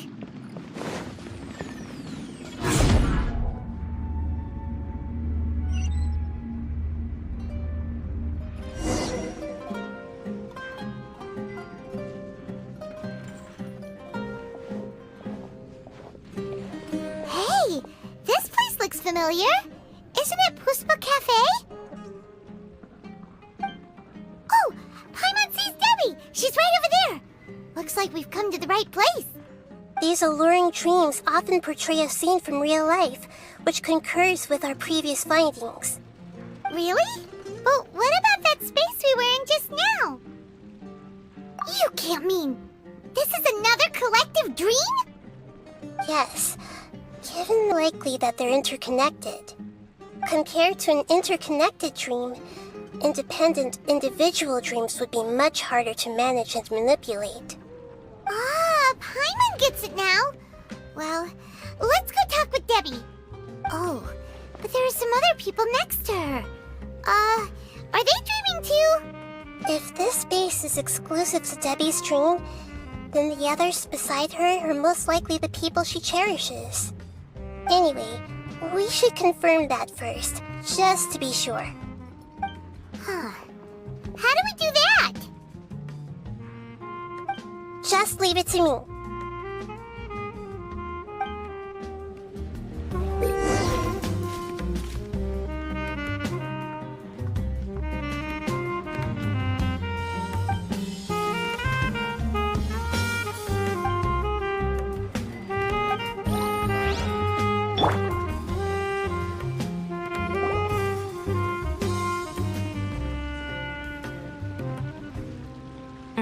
The coffee here still tastes the same as ever. You two have traveled all around Tibet. Surely you've all tasted better coffee than this. I suppose so, but no matter how good things may be elsewhere, nothing beats the taste of home. That's right. It's hard to change your tastes. Anyway, here's to your return home. Welcome back, everyone.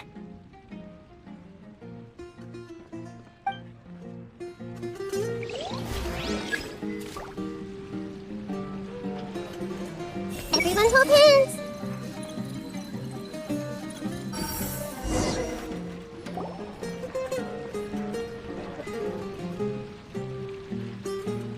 Huh.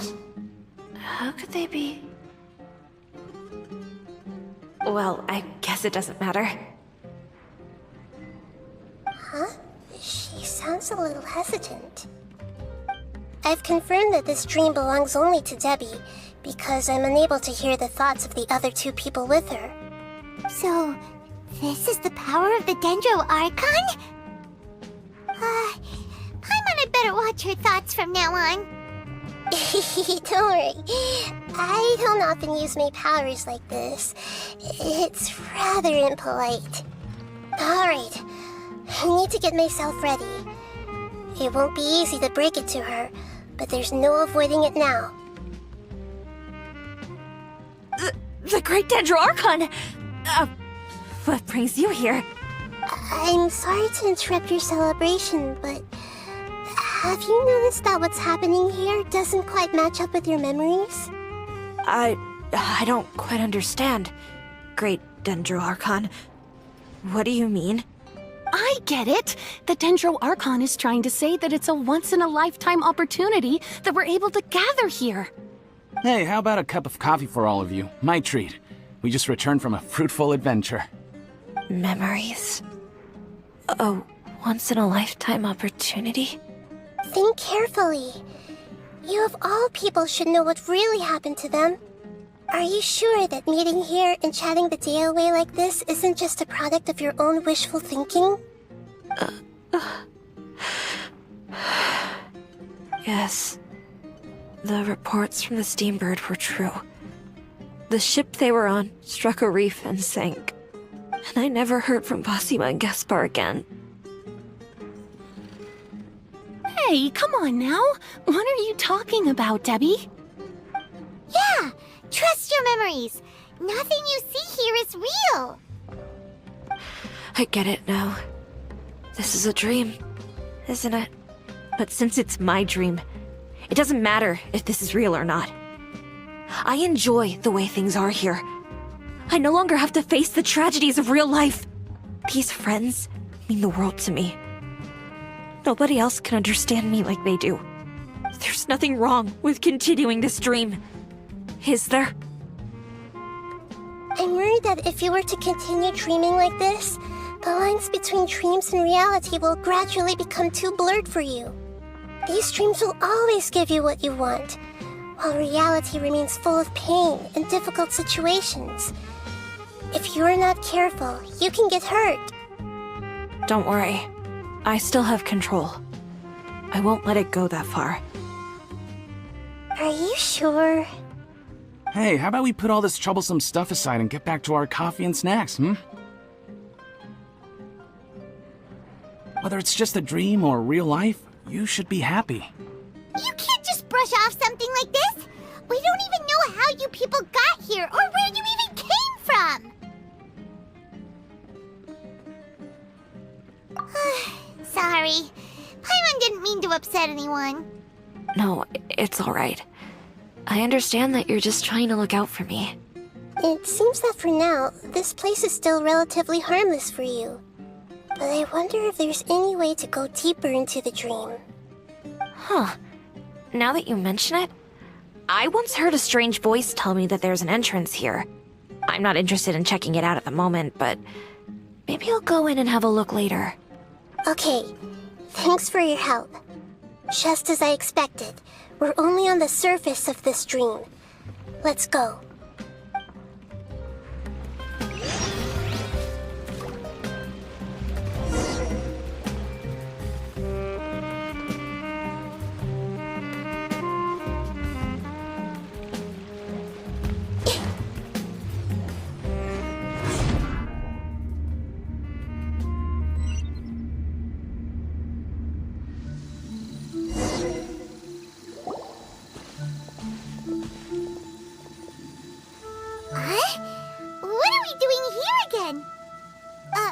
Wait a second. We were just up there. No, down there? Did we go up or down? Don't panic. This is how dreams work. We've left Debbie's dream, but the dream is still continuing onward. I'm not sure where it'll lead us. This dream has the ability to create imaginary people, which is why people are so unwilling to wake up. If it weren't for what we just saw, Paimon might still find that a bit hard to believe. I have a guess. If these dreams are connected, then there should be some sort of order to them. The fact that Debbie was able to realize that she was dreaming means that she is not very deep in the dream yet. But the space we're in has been turned upside down. Do you remember the characteristics of dreams that I mentioned earlier? Oh, right! Dreams are chaotic. That's right.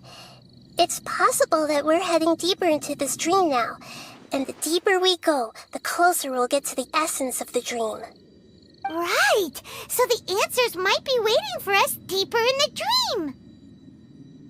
Yes, and we should get ready for whatever we may encounter.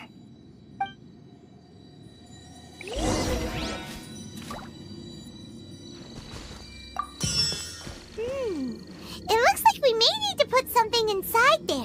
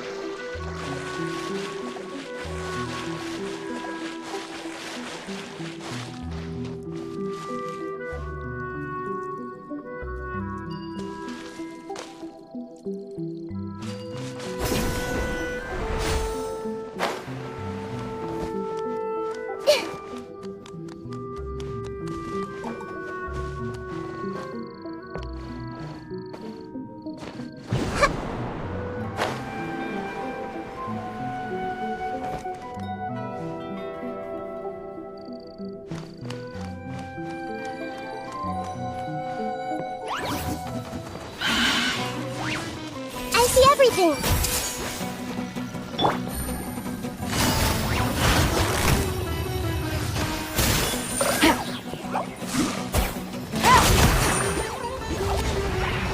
Right now.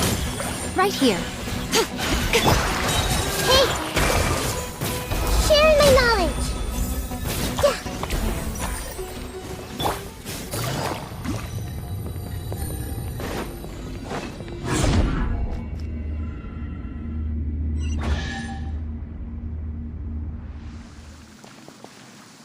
Take it easy. Whoa. When it rains, it seems to disappear slowly. Yes, and it appears again as soon as the rain stops. It's less like a flower, and more like a dendral slime that's trying to keep out of sight. Here we go again! Nahida's analogy. Yeah, everyone hold hands!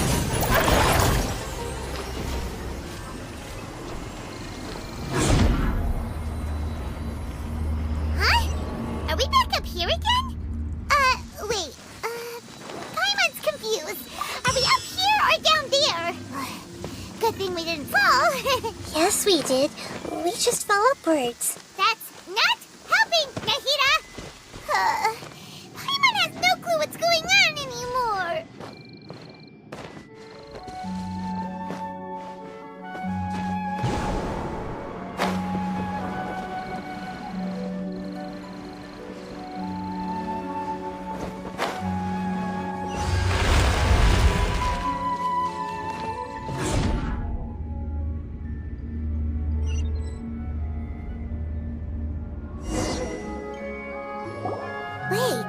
Weren't we already here a little earlier? This is probably Ilmon's dream. Huh? Why would he start dreaming again? Yes, but it seems that the danger isn't enough to stop him from longing for his wife. Based on what we've learned so far, he must be sleeping more deeply for his dreams to appear here. But fortunately, he already knows this from before, so hopefully we'll be able to wake him up.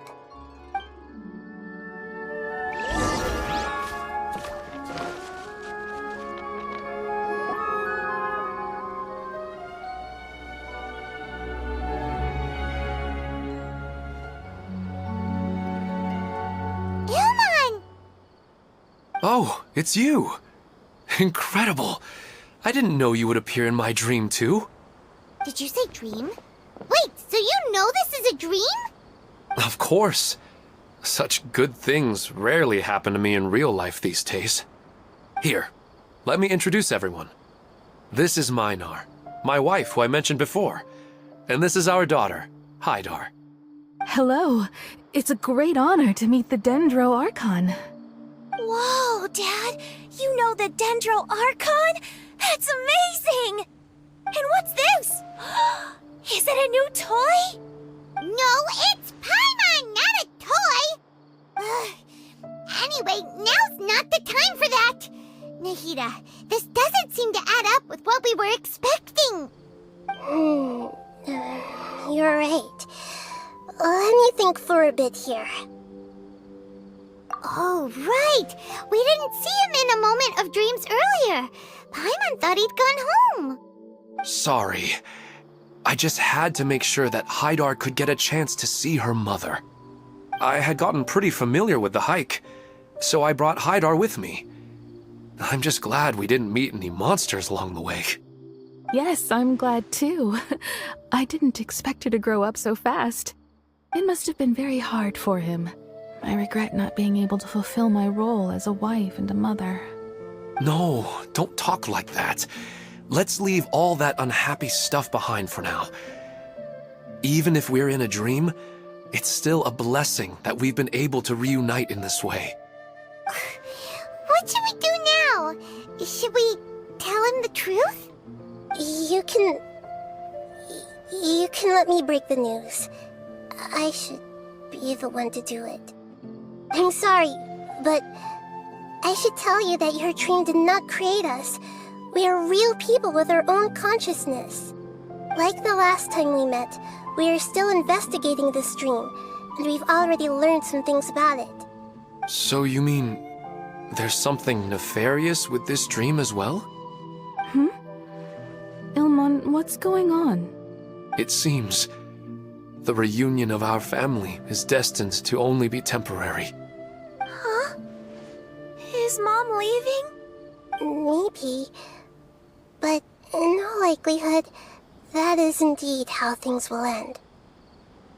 Oh. No, Mom, you can't leave! I'm afraid I don't quite understand what's going on.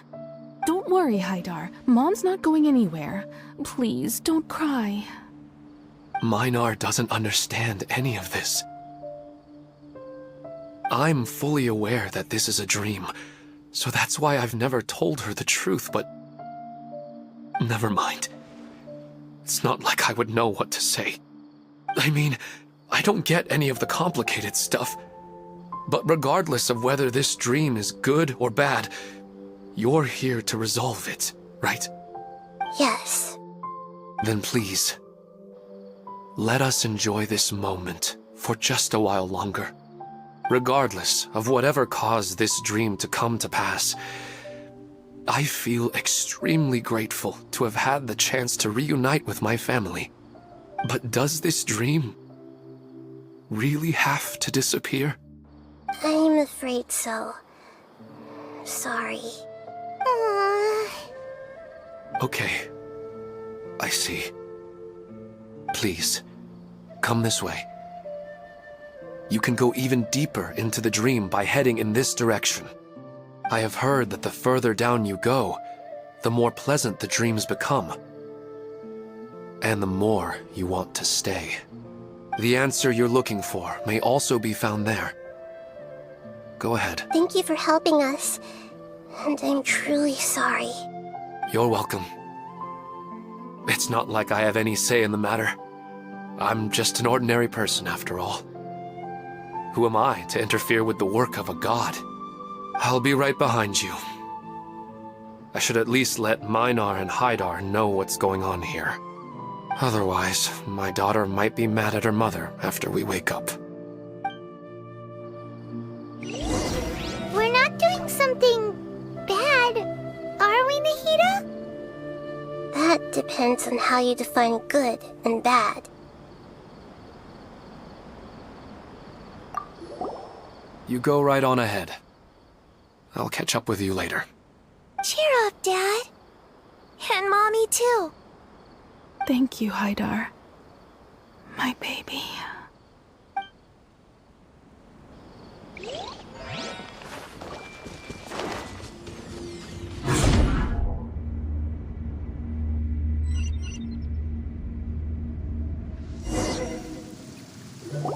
It's the same place again. This place is almost like a flight of stairs that connects all the dreams together. But they appear to be getting more and more aggressive. Regular stairs wouldn't try to attack us. Right.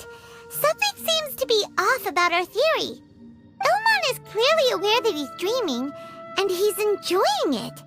Rather than dreaming on a deeper level, he almost seemed more awake. I believe we're on the right track, but we just need another explanation. It's not that the dreams are getting deeper, it's the owner's attachment to the dreams that's getting stronger. But you would never mistake dreams for real life, right? Sometimes, Paimon almost wishes her dreams could be real. But it's just a quick thought. It's not long before Paimon's thinking about other things, like sticky honey roast. Listen, we're real beings living in the real world, and that's where our focus should be. This also explains the insubstantiality of our dreams. No matter what they may become, we don't really care. But if we decide to abandon reality and embrace our dreams, then our dreams will become far more substantial. Oh, wait! Paimon's starting to get it now? Your mind will begin to build the dream far more attentively, which in turn will make it feel more real. Do you remember how the Akasha can turn dreams into jnana energy? Constructing a realistic dream consumes a similar energy. Does that mean there's a host of these dreams here like Milu during the Subzero's festival? If we wake that person up, this collective dream will end, right? Most likely. But the collective dream in Sumeru City was created by the Akasha, and now the Akasha has been turned off. This has nothing to do with the Aranara, and humans are not capable of creating a collective dream, which means... Huh? So, did someone manage to restart the Akasha? That's impossible. But they are probably a scholar of the academia who had a close connection with the Akasha. Even so, how did they manage to do it? And how did they choose the host? Yeah, we haven't gotten to the end yet. Once we know their motive, all the questions will resolve themselves.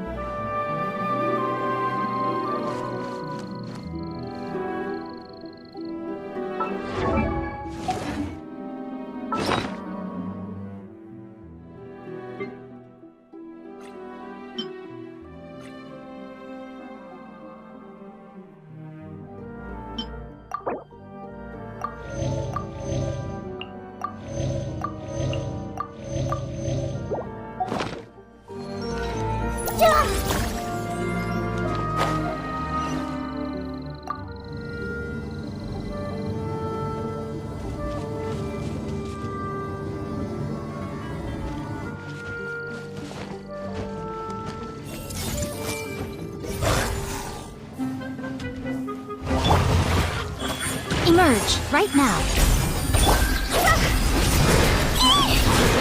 Cross over!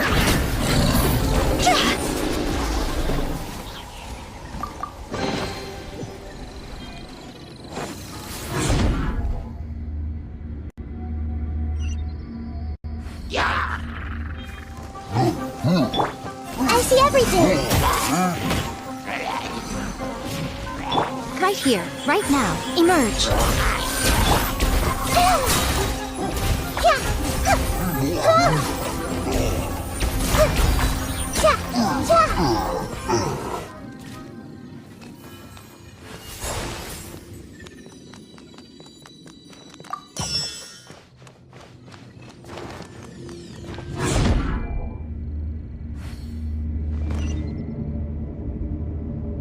All the water that used to be here has turned into rain! Then let's get through here before the water level rises.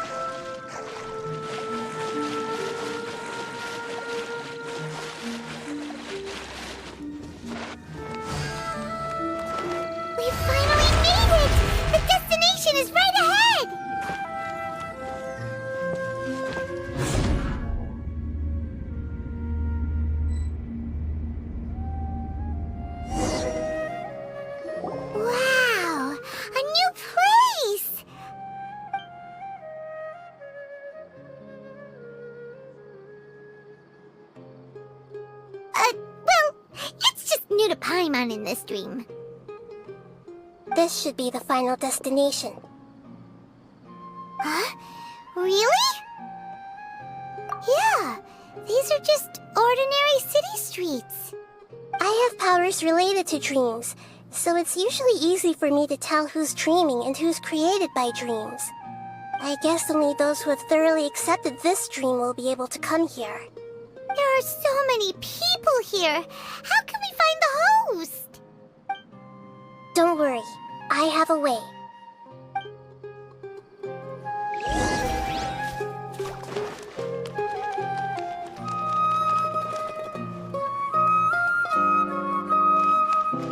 Everyone hold hands! Shadia has such good taste. I can never go wrong with her opinion. No, it doesn't seem to be her.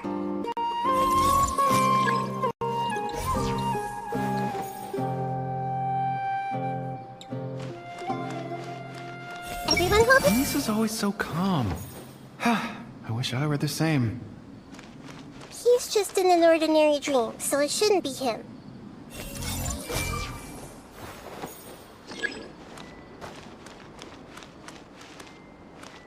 Hey!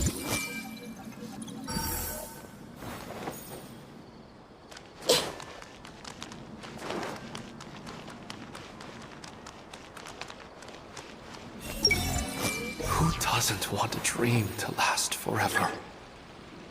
He's just entered the dream recently. It's definitely not him. However...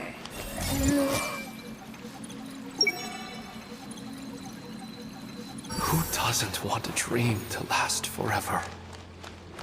He's just entered the dream recently. It's definitely not him. However... Sometimes I wish Rakesh could be more... You know, I've heard that plants grow better if you play music for them. And on that note, it's been a while since I last heard you play. Sorry, I've been a little busy these last couple days.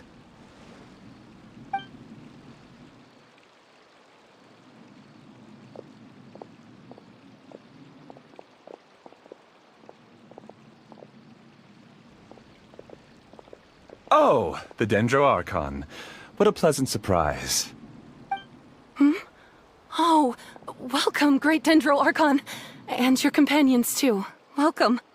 I'm Amira. I run the flower shop here. And this is my husband, Moses.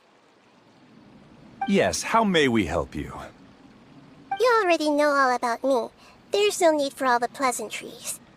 Perhaps I should call you the dream's owner?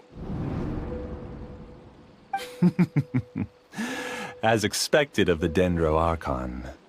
I'm sorry, Amira. It seems my research has attracted the Dendro Archon's attention. Why don't you go back to the flower shop? I'll come help you a little later. Okay, of course, dear. I'll see you later.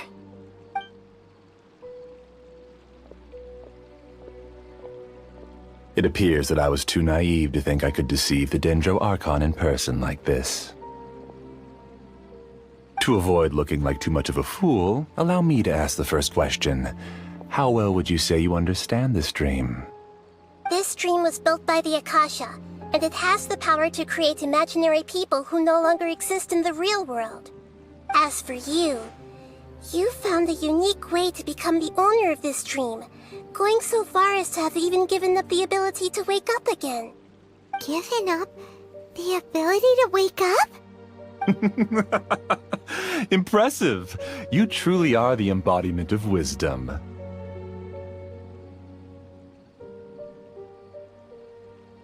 Please, tell me how you were able to arrive at such a conclusion. In return, I'll answer the question you're most curious about. It's simple. Apart from you, this space only consists of real people who are dreaming and imaginary people who are created here. Although you are here and appear no different from the others, I can't sense your dream. How can I wake up a person who's already awake? Fascinating. Since you're the fully awake owner of this dream, it can never collapse from you waking up. Theoretically, this should also give you absolute control over this place. I have to admit, it really doesn't get much better than that. But even knowing all of that, one question remains. How did you do it? Isn't the answer right in front of you, great Dendro Archon?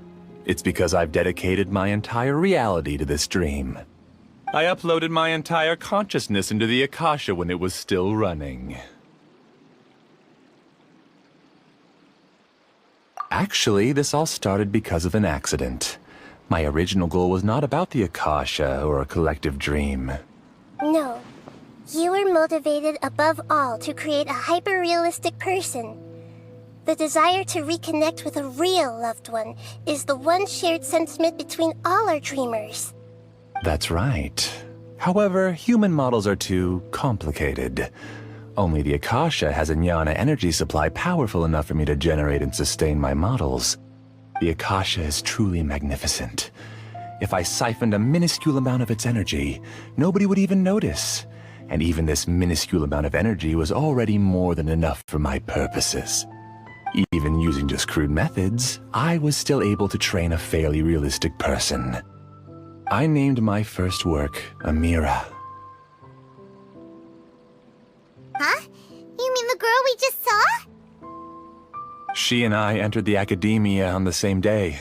Starting with admission procedures, we bumped into each other 6 times on just that first day. And because of that one day, we eventually went on to fall in love. We studied, conducted research, and made breakthroughs together. Our rhythm was always in step. I felt like we were 2 separate bodies that shared the same heart. However, Elazar later took her from me.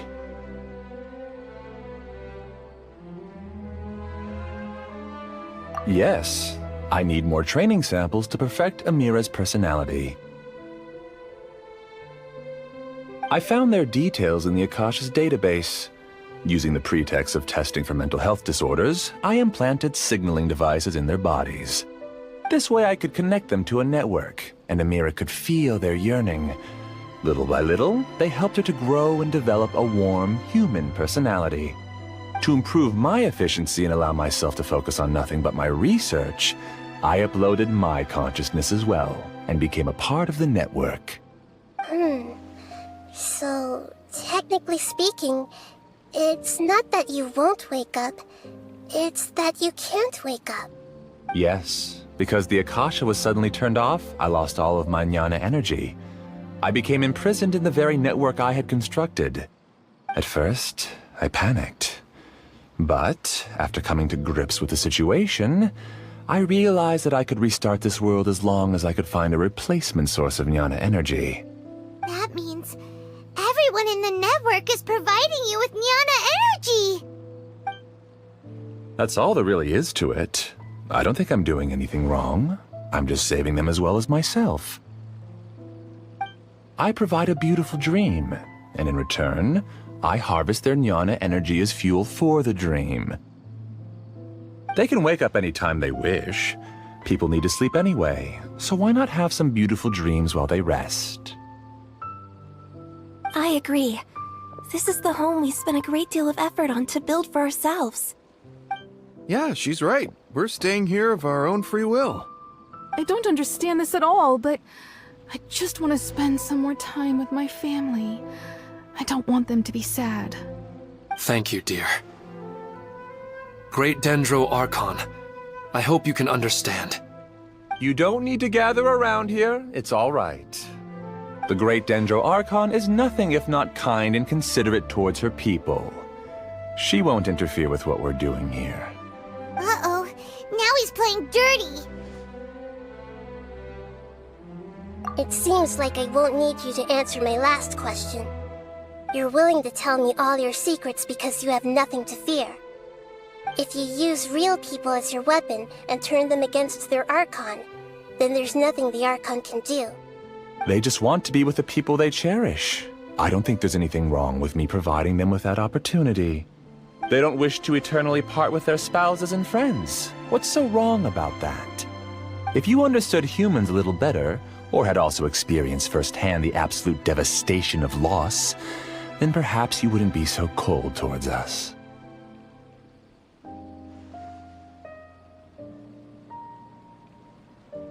If you had used your talents and determination for a just cause, you could have become a sage of the new generation.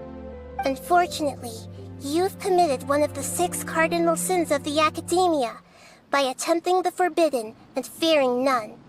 You equated people's feelings with cold jnana energy and deprived them of the pain that they have to face. You lured them into these dreams, and even now, remain completely unaware of how evil all of this truly is. Pain? Luring? Those kinds of things haven't existed here from the moment this world was created. She's right here. This is Ilmon's child, Haidar. Huh? My daughter? What's wrong with her? This dream relies on a set network, which means that only those with devices planted in their bodies can enter this world. Carefully think back and retrace your steps. I secretly went back to the mountainside with Haidar. Minar was already there waiting for me, and Haidar was able to see her mother.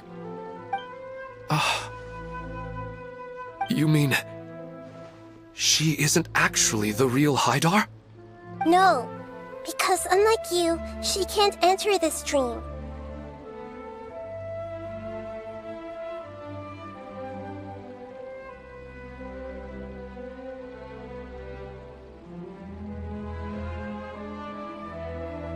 The moment you came into this dream, it created a Haidar to realize your wish of reuniting with your family. So, tell me, where's the real Haidar? She's still out there on the mountainside. That's right. And she must have been terrified to see her father not in his right mind. Not to mention the monsters in that area. The situation is very dangerous. If Haidar's still out there, then...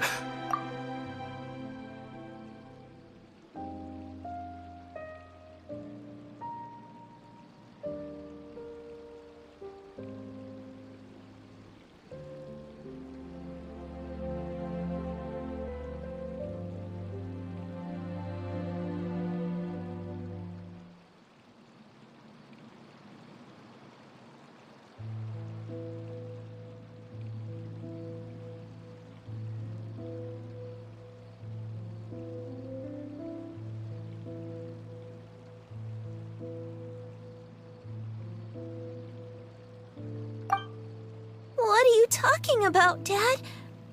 I don't understand. I must wake up right now. I can't leave her there alone. Oh.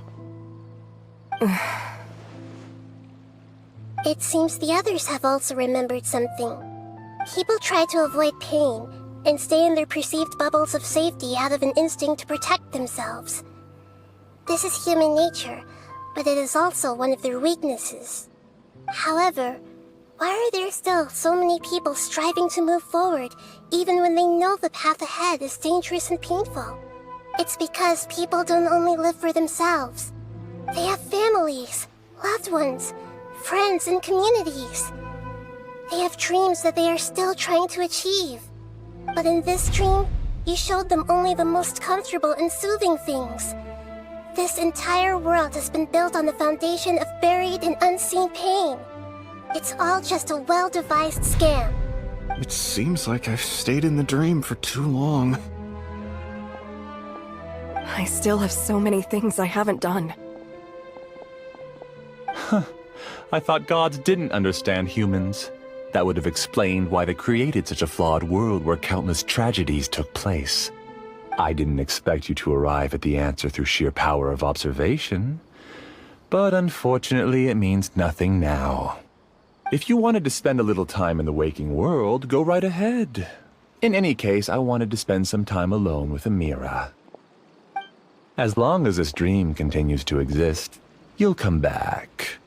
Humans aren't as strong as you think, and even if you're a god, they won't always listen to you. It's time to purge all the extraneous data and noise. Monsters, be careful! All of you, please get out of here and find somewhere safe. I am the master of this dream. I can create endless waves of monsters with the snap of a finger. Don't worry, they'll wake up before they get hurt. Amira doesn't like to see others in pain. If you know what's good for you, leave now!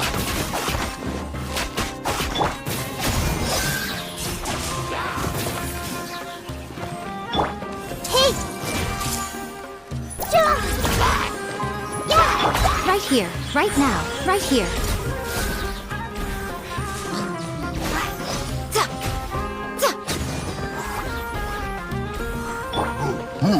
Make yourselves at home. Gotcha. I see everything.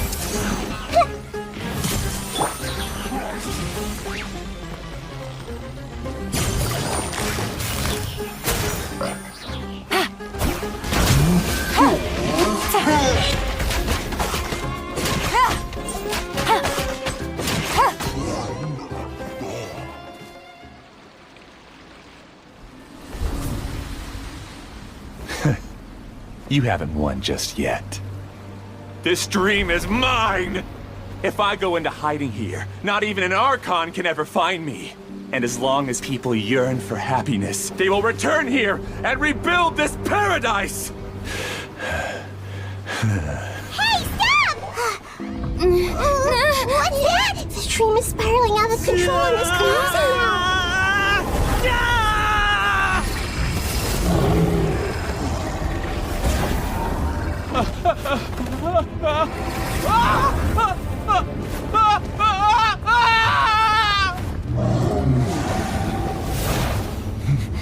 Oh no.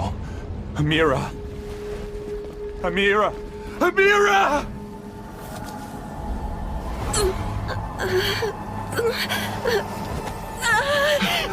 Amira, are you alright? I don't feel well. No, no, no! Please, no!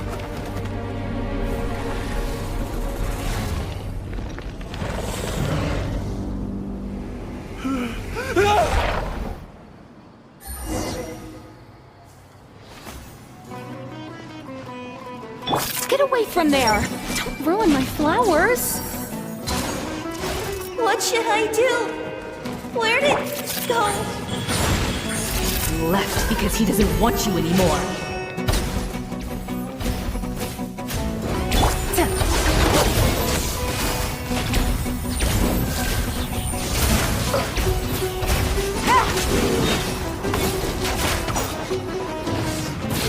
Right now, emerge. Right now. Sharing my knowledge. Just shut up! Just decide for yourself. Time to go!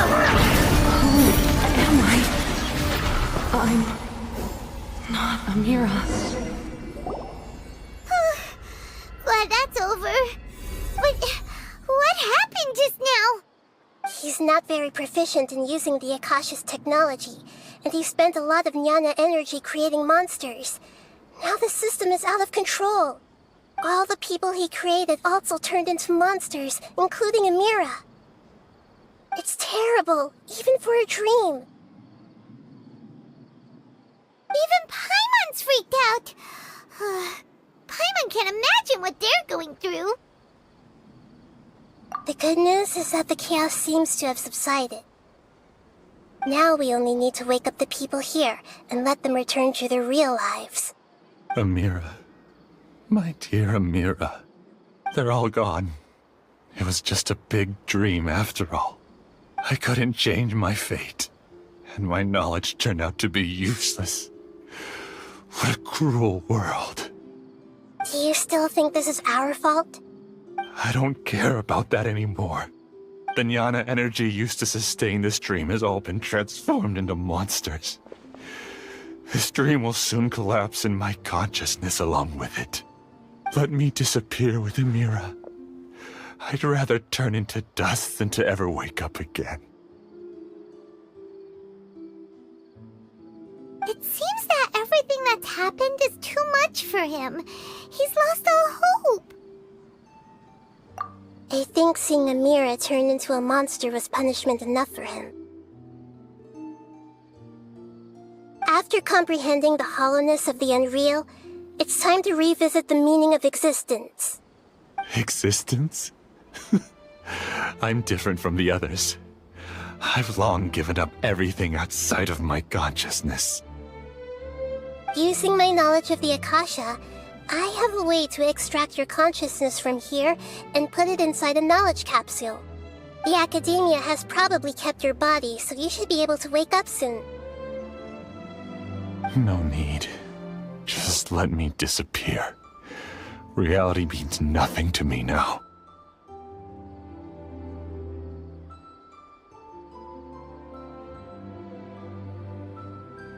This isn't compassion.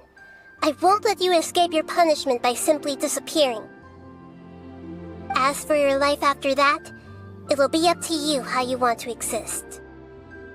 Alright, Traveler and Paimon, we should go back.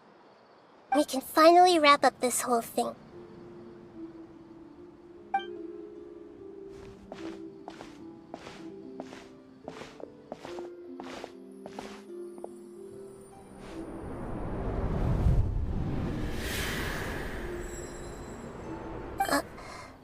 Uh-huh? What's wrong, Nahida? Oh, nothing. Let's tell the people here to gather at a moment of dreams after they wake up.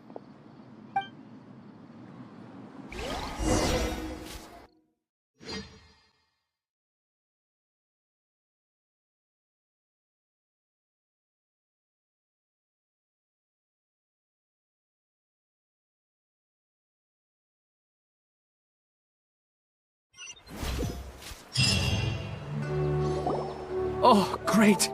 You're awake! Everybody has started to wake up, and we've heard similar reports from around the city as well. From the looks of it, you were able to successfully resolve the issue. Yes, though it took us a good deal of effort. There will be many people gathering here shortly, so please do your best to maintain order. I need to go to the Academia with them now, but we'll be back soon.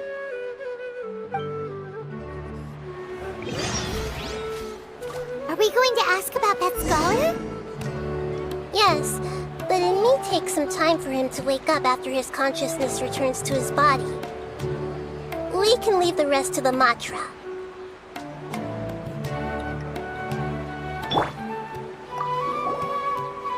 I felt a violent tremor somewhere deep within my dream, and then I woke up. I guess we'll all wake up from our dreams sooner or later.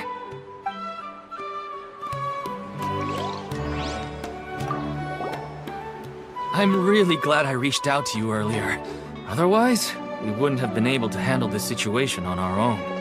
You did a great job as well.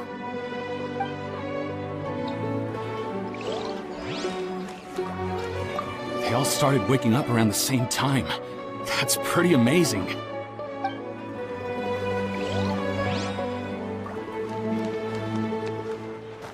I see everything!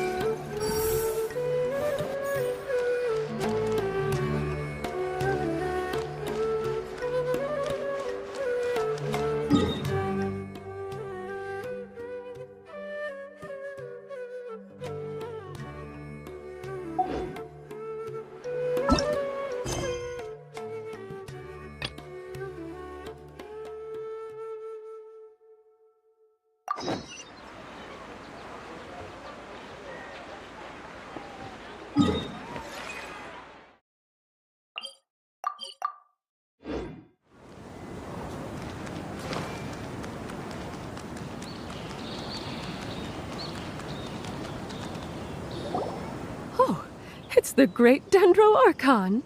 How can I help you? I would like to check the registration records of a Kasharawar scholar. He should be in an unconscious state right now. Okay, just a moment.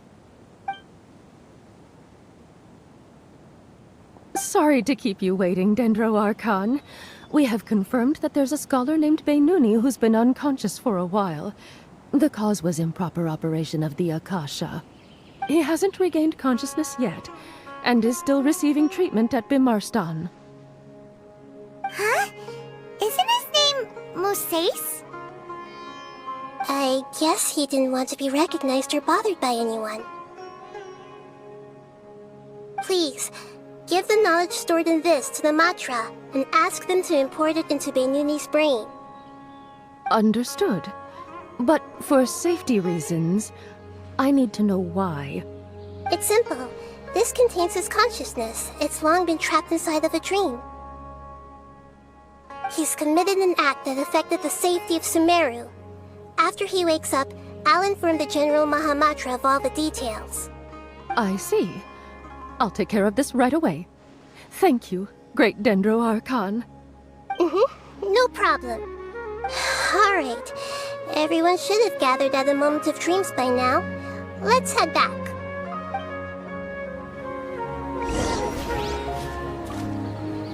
I'll take care of it as soon as possible. Don't worry.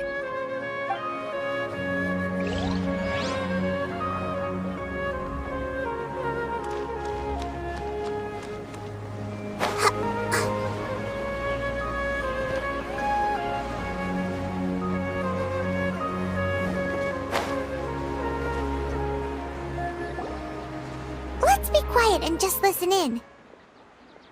I wonder what she's going to say. Hello, all of you who have just woken up. I'm sorry for interrupting your beautiful dreams. I may have acted a little cold when handling things in the dream. I sincerely apologize for that. Dreams have amazing power. They inspire us to remain resolute in the face of adversity and help those with aspirations achieve their desires.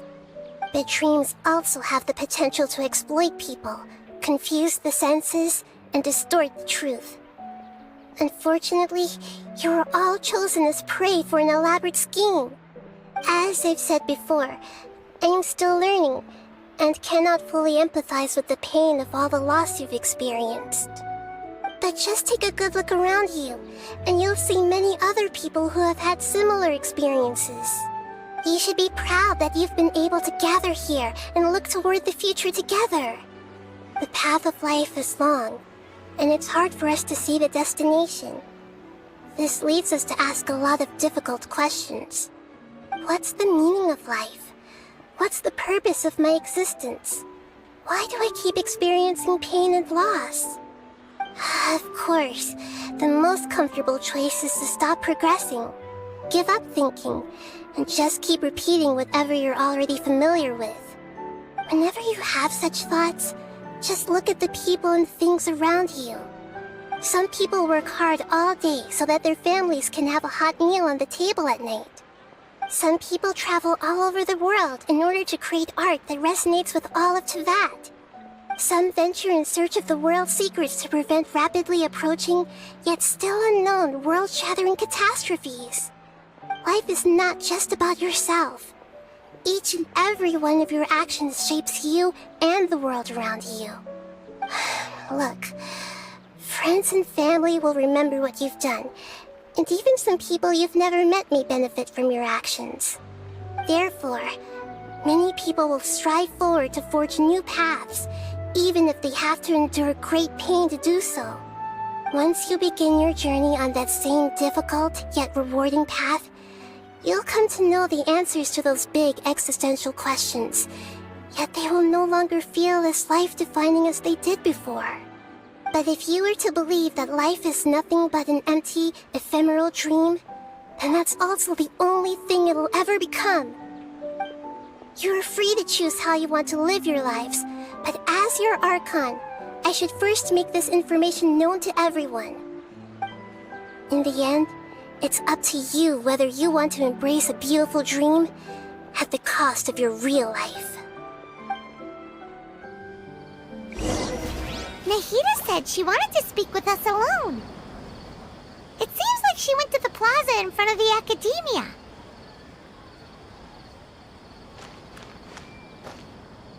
I'm getting ready to go on an adventure, and I'm taking this plant with me. I shouldn't just sit here waiting for her to come back, Professor Aisha was so determined to explore those secrets, so I should go take a look too. Thank you. May we meet again in the future.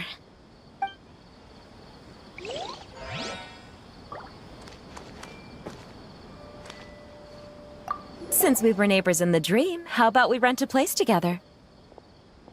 Sounds good. I can't afford a house on my own anyway, but I'm sure life will get better.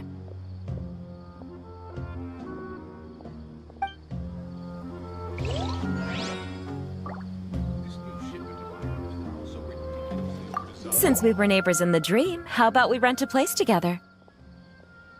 Sounds good. I can't afford a house on my own anyway, but I'm sure life will get better.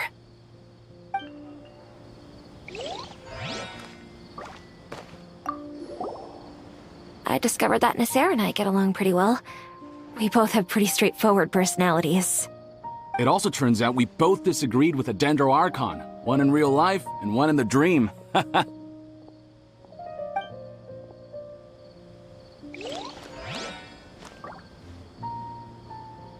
I'm still a little dizzy from sleeping so long. Just give me a moment here.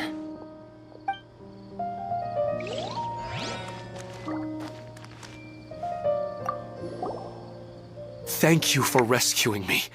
I'm really sorry. Luckily, Haidar wasn't injured because of my stupid mistake. Dad said you're amazing.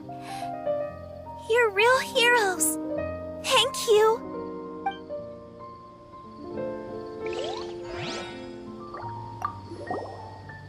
Thank you for rescuing me. I'm really sorry. Luckily, Haidar wasn't injured because of my stupid mistake. Dad said you're amazing. You're real heroes. Thank you.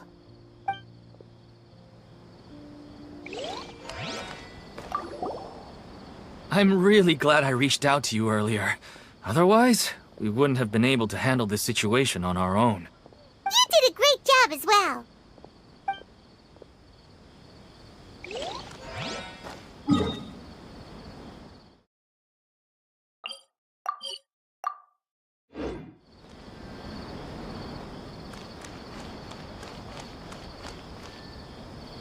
You're amazing, Nahida!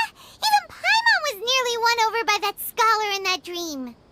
Well, he's very good at manipulating the weaknesses of human nature, but perhaps he himself had fallen prisoner to them long ago.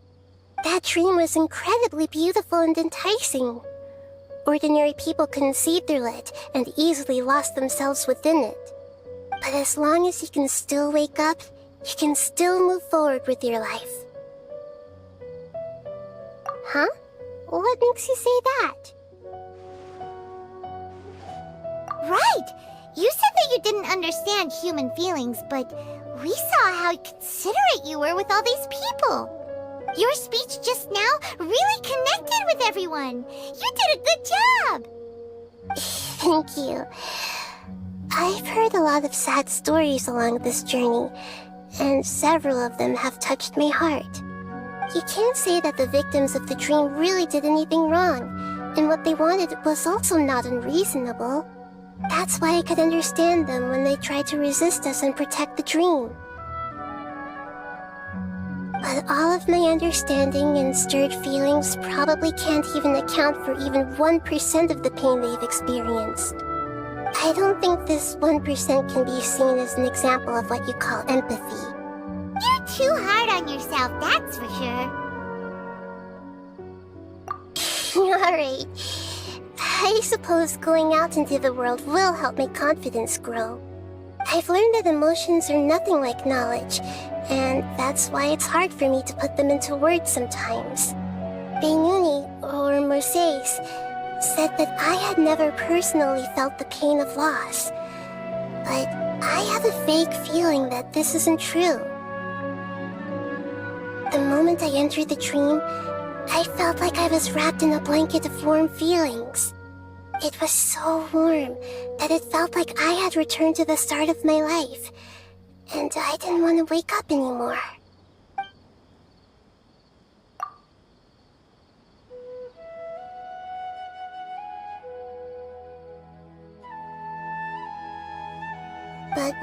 opened my eyes, the feeling was gone without a trace.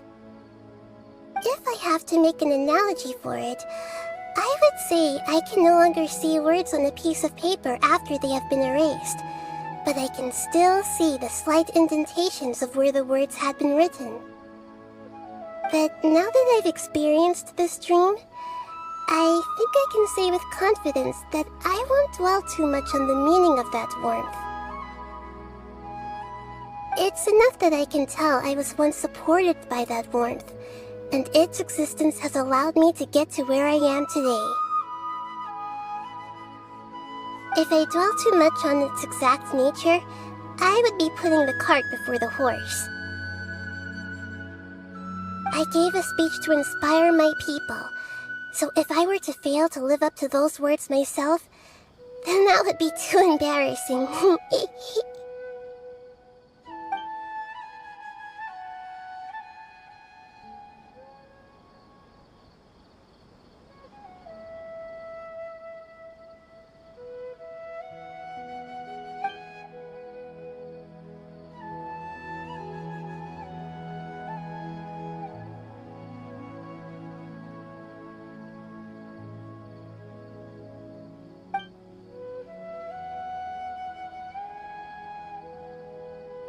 What's with that serious look?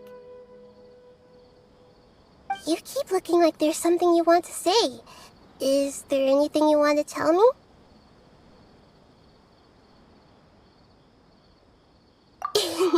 Okay. Since we just woke up, let's stretch a little bit. A new day is about to begin.